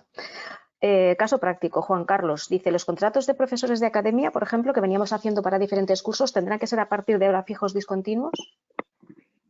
Bueno, aquí hay jurisprudencia, ¿no? Ya había jurisprudencia que venía a decir que el contrato de obras y los cursos se repetían en el tiempo, eran fraudulentos, y a partir de ahora, una vez que desaparece el contrato de obra, pues habrá que utilizar o bien las circunstancias de la producción, si hay márgenes para esa temporalidad, máximo 6 meses, o bien yo creo que la modalidad ahí que puede encajar mejor efectivamente la de fijo discontinuo. De acuerdo. María José pregunta, ultraactividad, convenio caducado desde el 2013, no hay negociación ni denuncia. La empresa se descolgó hace 2 años, en el 2019. ¿Se puede entender con el cambio legislativo que hay una vuelta a la ultraactividad del convenio? Sí, se puede repetir porque convenio Sí. colectivo denuncia.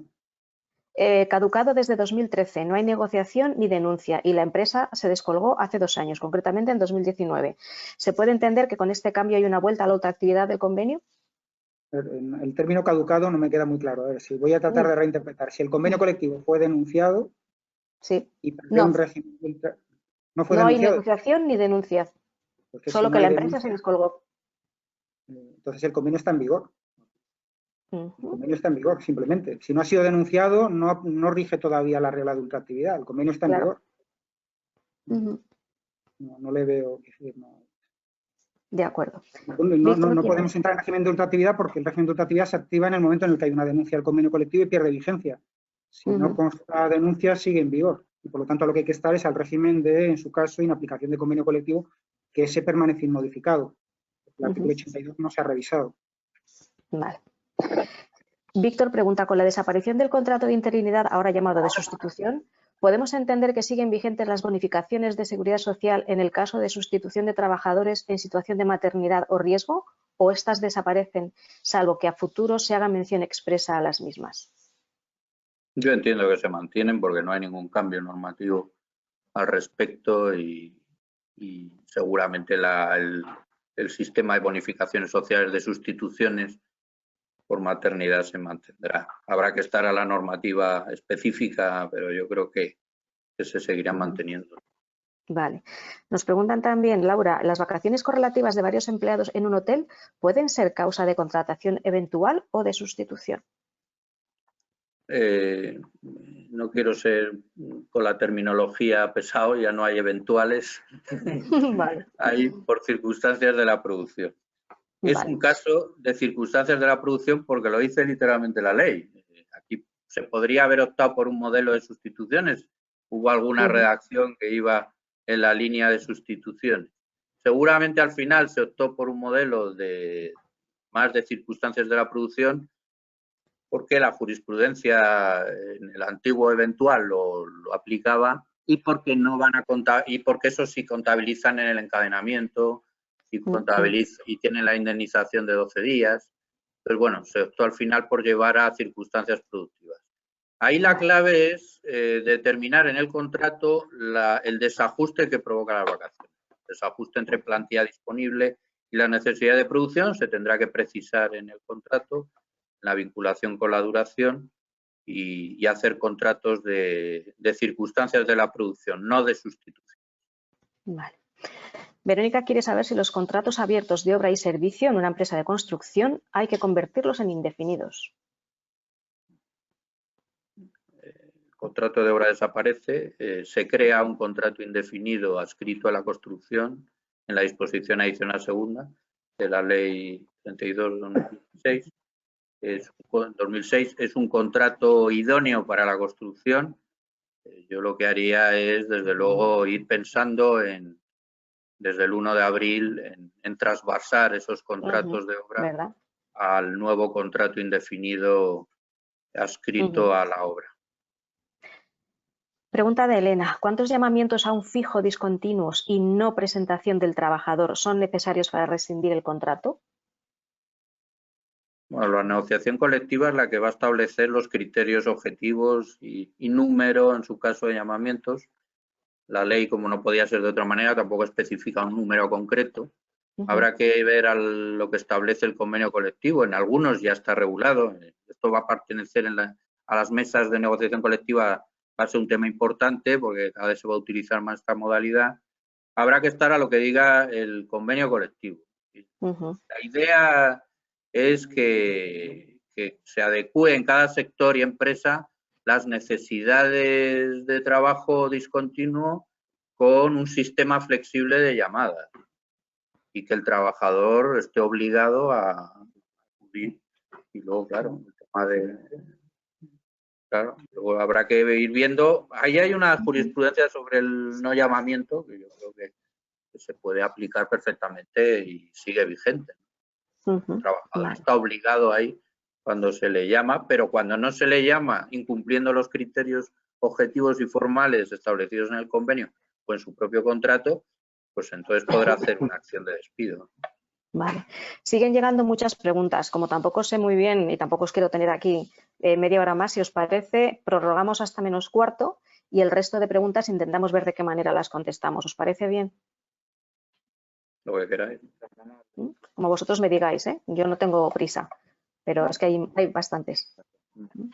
Bien, pues pregunta de Juan Carlos. ¿Los contratos de obra-servicio que tenemos en la actualidad, podemos pasarlos el 1 de abril a un contrato de producción de duración de un mes? Bueno, si encaja en circunstancias de producción de un mes, sí, tendrá que encajar en alguno de los supuestos de circunstancia productiva. Pero eso hay que hacerlo viendo el caso concreto. No, la respuesta no se puede hacer sin ver el caso concreto. ¿Que habrá trasvases de contratos de obra a contratos por circunstancias de la producción? Pues claro que sí. Lo que pasa es que en los márgenes de temporalidad ahora son de 6 meses máximo, porque los convenios no han tenido tiempo todavía de ampliarla un año, ¿no? Claro. Por lo menos en este año serán de 6 meses. Miriam pregunta si hay un límite de número de contratos temporales de 90 días dentro de la plantilla de la empresa.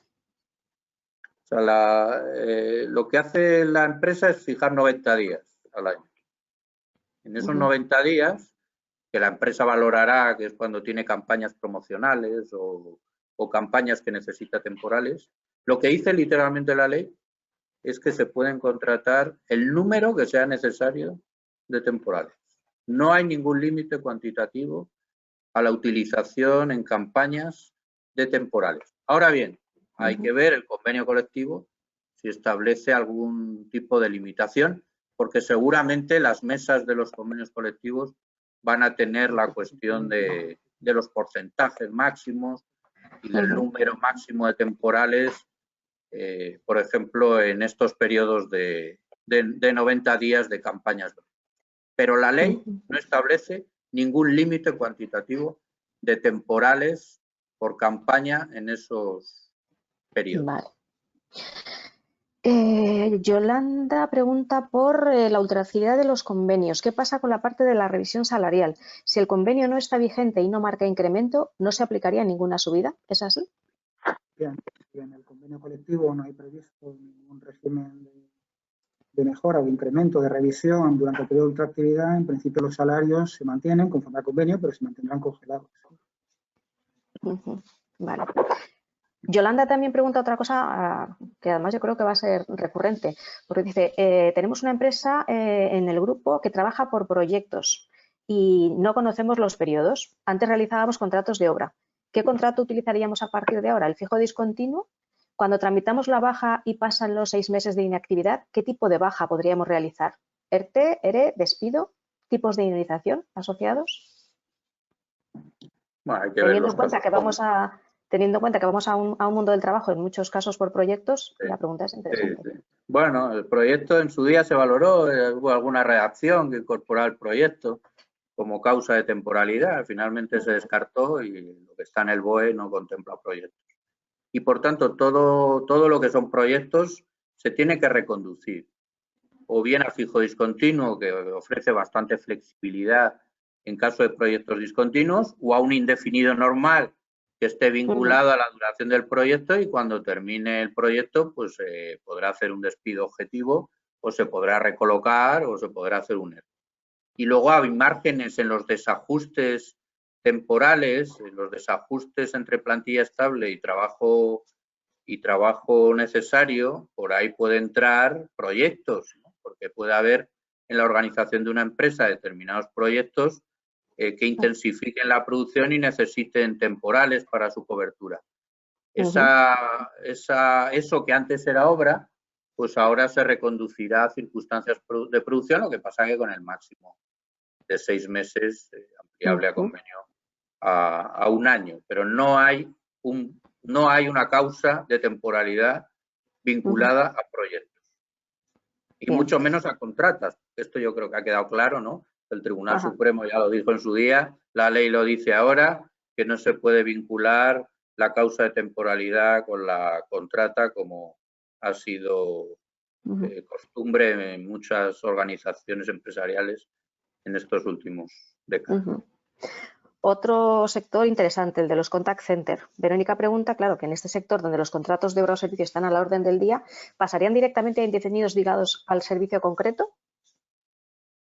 Bueno, el sector de contact center, efectivamente, que ha utilizado masivamente contrato de obra, pues tendrá que hacer nuevas estrategias de contratación. A partir del 1 de abril tiene que cambiar completamente el planteamiento de su contratación y tendrá que hacer contratos indefinidos o fijos discontinuos o circunstancias de producción en el marco de las nuevas reglas de contratación. Desde luego no podrá seguir utilizando el contrato de obra. Ajá. Y León nos dice, ¿cómo se determina la previsibilidad de los contratos de circunstancias de la producción? Porque parece un concepto sujeto a la discrecionalidad de la empresa, salvo en algunas circunstancias. La pregunta es sobre la imprevisibilidad o sobre la previsibilidad. Previsibilidad. Es distinto, ¿no? Previsibilidad, la repetición en el tiempo de la actividad. Yo creo que el concepto de campaña que se repite en el tiempo cíclicamente y en el mismo momento, pues identifica una previsibilidad. El Corte Inglés sabe que tiene campañas de rebajas en determinadas secuencias del año y el Corte Inglés sabe que en esas campañas necesita temporales. Es previsible. Bien. Y lo imprevisible, pues, eso es otra historia, claro. Lo imprevisible es lo que surge sin ser contemplado que podía surgir, ¿no? Desde luego, claro, ocasional e imprevisible, que es lo que manejaba el Tribunal Supremo en el concepto de eventualidad, o sea, que tampoco es algo novedoso a los que nos dedicamos a estas cosas. El concepto de imprevisibilidad estaba en la causa eventual, ¿no? Y ahora delimitarlo. Claro. Antoni pregunta algo parecido, pero aplicado al personal de congresos y eventos, en los que hay mucha rotación por causas de actividad y disponibilidad del personal, porque muchas veces son estudiantes, ¿no? Con una disponibilidad limitada. Pregunta que qué tipo de contrato sería el que se debería aplicar en estos casos. Pues eso puede encajar en circunstancias de la producción, perfectamente también, desde luego, en los 90 días donde se intensifiquen esas jornadas, jugar con fijos discontinuos en su caso, y luego, como es habitual en esos ámbitos, pues utilizar las ETTs, ¿no? Yo creo que las ETTs también van a cubrir mucho trabajo temporal, que además, si se organizan las ETTs por fijos discontinuos o contratos para varias puestas a disposición, no tendrán la penalización de seguridad social. Es decir, aquí lo que se trata es que las empresas no utilicen tanto contratos breves porque van a ser penalizados con seguridad social en continuas rotaciones. Podría estar pensando en ese ámbito, ¿no? de congresos y donde se da altísima rotación, y que si quieren eludir el coste de penalización, pues quizá lo mejor es que se vayan a una ETT que les proporcione trabajadores de gestión de breve duración y la ETT tenga fijos discontinuos que no penaliza la seguridad social, y por tanto ahora lo que tienen las ETTs es un incentivo a utilizar fórmulas de fijo discontinuo y no a dar de baja a los trabajadores en cada rotación. Y aquí lo que se trata es de reducir la rotación y evaluaremos con el tiempo si se reduce. Estamos en las tasas más altas de rotación de toda Europa. No tiene, eso hay algún problema que se debía solucionar y bueno, se intenta por esta vez. Es así. Hemos llegado a -4. Hacemos lo que me digáis. ¿Seguimos o intentamos recopilar las preguntas? Podemos seguir 5 minutitos generosos. Vale. Lo digo porque además hay todavía 361 personas conectadas, o sea que no somos pocos. ¿Vale? Venga, seguimos un poquito más. Vale, mira. Pregunta de Toñi. Hemos realizado un contrato por circunstancias de la producción con fecha 19 de enero. Según la disposición transitoria cuarta del Real Decreto, su duración no podrá ser superior a los 6 meses. Si el convenio colectivo sectorial permite ir hasta los 12, ¿se puede prorrogar hasta los 12? Entiendo que no, porque hay una norma imperativa en la transitoria que limita 6 meses. Vale. A ver, porque es un contrato que desaparece, ¿no? contrato que desaparece y rige por una transitoria que da hasta el 1 de abril para poder seguir haciendo estos contratos, pero máxima 6 meses. Yo creo que ahí decae ya la posibilidad del convenio de aumentar la duración del. Vale.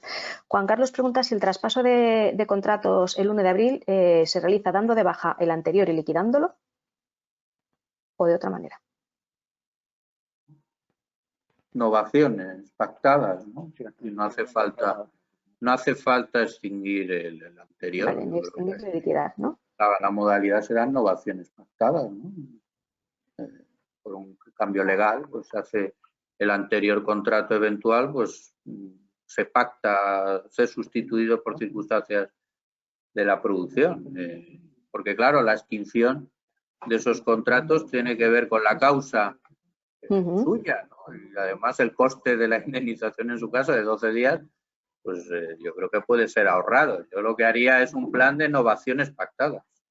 Pero es una pregunta interesante porque es verdad que va a haber transiciones el 1 de abril de un sistema anterior a uno nuevo y puede, en la práctica, pues puede dar lugar a este tipo de situación. Yo haría innovaciones pactadas, ¿no? Vale. Marcos pregunta, antes de la reforma el contrato de prácticas no computaba para la concatenación de contratos temporales. ¿Ahora computa o sigue sin hacerlo? No. Vale. Computa. Ok, con lo cual dice, tras un contrato de prácticas de 12 meses, ¿se puede hacer un eventual de 6? Que no hay eventuales. Vale, repetimos, no hay eventuales. Vale, perfecto. Se puede hacer uno de circunstancias de la producción. Vale. Alba, es que joder, aquí caen preguntas. Alba dice, en relación a los contratos en práctica realizados durante el periodo de transición hasta el 30 del 3, ¿cuál será el límite temporal? ¿2 años como hasta ahora o comienza a aplicar ya el límite de 1 año? Los contratos en prácticas que se ha celebrado ahora, en estos meses. Relaciones realizados durante el periodo de transición hasta el 30 de marzo. En estos meses serán 6 meses también, ¿no? Los contratos en prácticas, la transitoria primera. O sea, que nada de 2 años, como dice. Según la redacción vigente, antes de la entrada en vigor del apartado 1 del artículo 1. Resultan aplicables hasta su duración máxima. Pero esos son los que venían vigentes de la entrada en vigor. Pero si se hace una hora, no está vinculado por los. O sea, no hay transitoria. Lo de 6 meses es solo para. Pues entonces, por la transitoria primera, parecería que. Claro. Es un poco extraño eso. Sí. Bueno. Pregunta que también tiene su intríngulis, a ver, de Thais. En un contrato interino por sustitución de maternidad, si necesitamos que se solapen más tiempo para poder formar al sustituto, ¿cómo podemos proceder? ¿Y cómo podemos saber cuándo se va a iniciar en la práctica la maternidad? ¿Esto es la imprevisibilidad o la previsibilidad? No sé. Bueno, ahí se dan 15 días antes, como máximo, para coincidir el sustituto y sustituido. Yo creo que esa medida ofrece suficiente flexibilidad para ese tipo de relevo, ¿no? Que no había antes, ¿no? O sea, esto es una novedad que introduce más flexibilidad a la sustitución. A partir de ahí, que cuando resulta previsible la maternidad, pues yo creo que son acuerdos entre la trabajadora y la empresa donde se determine quizá por los plazos previstos del parto, pues las fechas mediante las cuales se puede utilizar esa fórmula de contratación anterior al hecho de la maternidad. Vale, Toñi vuelve a preguntar, hace otra pregunta, dice, al redactar un contrato por circunstancias de la producción, ¿hay que identificar la modalidad, circunstancias ocasionales y previsibles, por oscilaciones de demanda, por circunstancias ocasionales, previsibles, etcétera? Sí, vamos, hay que precisar la causa, eso se dice claramente en el artículo 15.1, precisar la causa, es decir, no vale con una referencia general a este tipo de causas que ya te llevaría al fraude. Y he dicho antes, además, que esa práctica que antes se hacía mucho, pero que ahora dejará de hacerse por el coste económico que tiene para las empresas, de poner una causa genérica que convierta fijo el trabajador sin prueba en contra y, por tanto, opera todo el sistema sancionador. No hay que poner una cláusula genérica, habrá que especificar la causa concreta, encajarla en la redacción de la ley y luego una novedad que subrayaba antes, que es importante, es que la duración se tiene que vincular con la causa. Por tanto, en las circunstancias de la producción habrá que, el pacto que se alcance de duración, máximo 6 meses, tendrá que estar vinculado a la causa que se alegue. Eso es importante porque puede dar lugar a contratos fraudulentos que no vinculen la duración con la causa productiva. En sustituciones es más fácil porque ahí la correspondencia entre las duraciones es sencilla. Pero en causa producción no vale hacer un contrato porque hay un desajuste de vacaciones durante 2 meses de 6 meses. Eso es ilegal, ya. Antes era dudoso, pero ahora es ilegal. Pero ahora ya. Claramente, y pueden caer las sanciones administrativas, que tampoco quiero recordar las cuantías de esas sanciones que pueden ser muy altas. Esas nos han quedado grabadas, seguro. Va a cambiar el modo de redactar los contratos temporales. Eso está, eso seguro. Sí, porque los riesgos de costes son muy altos. Entonces eso va a cambiar. Lo digo también para despachos y asesorías que redactan contratos y que va a cambiar el modo de contratar. El modo de redactar los contratos temporales se va a hacer más preciso que antes. Mucho más específico, exactamente. Noelia pregunta, en referencia al contrato por circunstancias de la producción, ¿el periodo de 90 días anuales discontinuos para los picos de producción es un único contrato que dura 90 días no consecutivos o varios contratos que en total no pueden durar más de 90 días no consecutivos? Los 90 días no se asocian al contrato, es un calendario que fija la empresa para hacer dentro de esos 90 días contratos de campaña que pueden durar pues, 30 días, 60 días o 5 días. No estamos, o sea, hay que cambiar la lógica de los 90 días, no es en relación con la duración de los contratos, ni por trabajador. Estamos hablando de un periodo de 90 días que se da a las empresas para que contraten temporales por circunstancias de la producción con la duración vinculada a esa causa. Si la campaña de Corte Inglés dura 20 días o un mes o media mar, pues será de 20 días o un mes, que es lo que dura la campaña. Entonces eso habrá que especificarlo en cada contrato que se firme dentro de la campaña de rebajas, de Navidad o de promociones, como hay tantas en el sector comercio. Siempre bien especificado de nuevo. Volvemos al sector de la construcción con Silvia. ¿Qué pasa con el contrato fijo en este sector? ¿Pasa de un contrato 401 a un 100 con peculiaridades o será un nuevo contrato? El fijo de obra está derogado, por tanto ya desaparece esa figura del fijo de obra, que era un contrato en realidad temporal, como vino a decir el Tribunal Europeo hace poco. Y ahora hay el sector de la construcción que va a cambiar completamente las estrategias de contratación.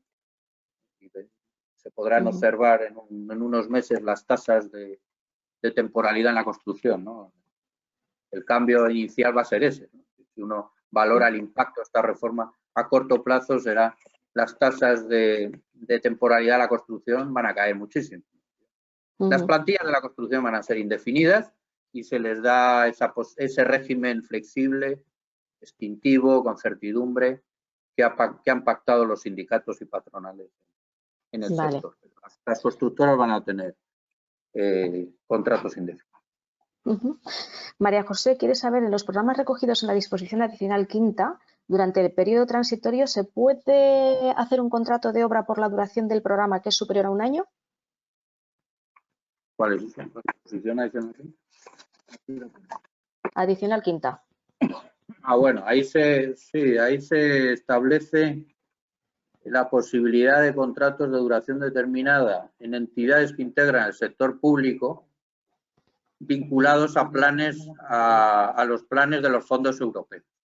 Bueno, aquí, vemos aquí cómo en el sector público vinculado a fondos europeos se establece una especie de sección de contratos de duración determinada vinculados a esos planes, que serían un poco contratos de obra, ¿no? Vinculados a los planes, a los fondos europeos y que resulten necesarios para la ejecución de programas de carácter temporal. Bueno, sí, hay una excepción que se da en el sector público a la propia reforma. Bueno, el sector público no hemos hablado porque interesa menos, pero tiene algunas singularidades como esa supresión del despido por causas top, causas adaptadas al sector público en el que también es discutible, ¿no? Creo que ahí el sector público pues opera con sus propios códigos y luego el sector público lo que es importante en los interinos por vacante. El impacto ahí va a ser por los interinos por vacante del sector. Vale, vamos ya con las dos últimas, las que nos queden intentaremos, así no nos vamos más allá de las 12, ¿vale? Rubén quiere saber si el periodo de 90 días podrá fijarse por centro de trabajo o por empresa. Por empresa. Yo creo que la literalidad es la empresa y tampoco por territorio.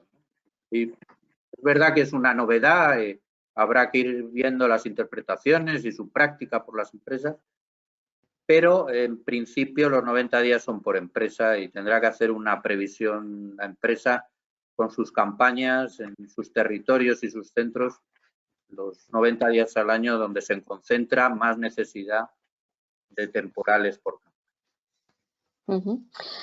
Y pregunta de Alicia, es que luego hay aquí algunas preguntas, por ejemplo, que afectan a contratos predoctorales o contratos de personal de ONGs que son muy específicos, que yo creo que eso os lo pasaré de manera independiente, ¿vale? La última pregunta os decía de Alicia, sobre el periodo de 90 días en contratos por circunstancias de la producción, en situaciones ocasionales y previsibles, hablaba en la exposición del ponente que es un calendario que abre la empresa y comunica a los representantes. ¿Se comunica de alguna forma en el contrato de trabajo o a la autoridad laboral competente? No, hay una comunicación a los representantes de los trabajadores, la previsión del año siguiente de esos 90 días para que exista algún tipo de control por parte de los comités, pero no hay ninguna obligación de comunicar a la autoridad laboral el calendario de 90 días. Eso no está previsto. Y luego es una previsión. Yo creo que hay que ver con flexibilidad también la previsión de 90 días a los comités, porque luego podrá ser también modificada, entiendo, no le vincula a la empresa. Mira, esta sí la voy a hacer porque yo creo que también abarca una casuística amplia. Es de Teresa. Tengo el 90% de contrato de obra por proyectos en una empresa del tercer sector. ¿Qué puedo hacer? Pues llamar a un abogado. Yes, exactamente. Hacer un plan de cambio del modo de contratar utilizando las modalidades vigentes. Perdonad, que me están llamando por teléfono y es urgente, me lo van a coger. Pues con Como esta... no hay ninguna excepción para entidades sin ánimo de lucro, que entiendo que es ese ámbito, no hay ninguna excepción en la normativa para ese tipo de entidades sin ánimo de lucro, que es verdad que funcionan por proyectos y tendrán que adaptarse a las al nuevo modelo de contratación. Ahora viene un tiempo de puesta en práctica, un nuevo modelo, que las empresas, yo creo, bueno, pues irán modificando sus estrategias, los asesoramientos también tendrán que adaptarse a las nuevas reglas y viene un tiempo interesante, ¿no? Pues yo creo que es la primera vez que experimentamos un cambio del sistema de los contratos. Hemos ido cambiando reglas durante estos años, pero como el propio sistema de los contratos, que pase de uno distinto a uno nuevo, eso es algo completamente novedoso, ¿no? Y eso, bueno, va a obligar a mucho asesoramiento y a cambios de estrategias por parte de las empresas, conscientes de que tienen altas multas en caso de incumplimiento de este modelo de contratación. Bueno, pues aquí damos por finalizada la exposición. Muchísimas gracias porque, como dice alguna de las personas que me lo han comentado por el chat, exposición brillante y respuestas también brillantes y muy alineadas con lo que, bueno, pues con las dudas que se os han formulado. Ha sido webinar exhaustivo, como suelen ser los que hacemos con vosotros y otros tantos. Antes de la pandemia, yo ya no sé si lo recordabais, lo comentaba, Recursos Humanos no va a poder hacer nada si no tiene un buen abogado al lado. Y esto lo refrenda. Solo esperemos que, como dices tú, este texto sea aprobado en Consejo de Ministros y no tengamos que volver a hacer otra sesión como esta desdiciendo lo dicho, ¿no? Que esperemos que no, seguramente no. Muchas gracias a todos los que os habéis inscrito, los que habéis asistido y, como no, a nuestros 3 ponentes, que son 3 pedazos de ponentes. Muchas gracias. Que tengáis una buena semana y cuidaros mucho a todos. Gracias por la atención. Hasta luego. Hasta luego. Gracias, Maite. Un abrazo. Adiós. Adiós.